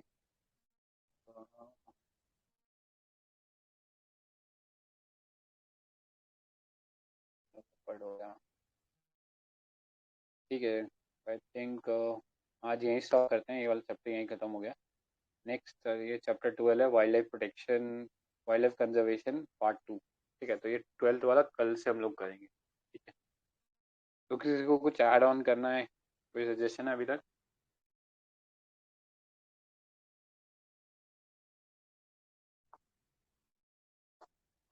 ठीक है गाइस, फिर आज यहीं स्टॉप करते हैं, एंड शाम का जो डेली करंट अफेयर्स वाला सेशन है उसमें मिलते हैं ना।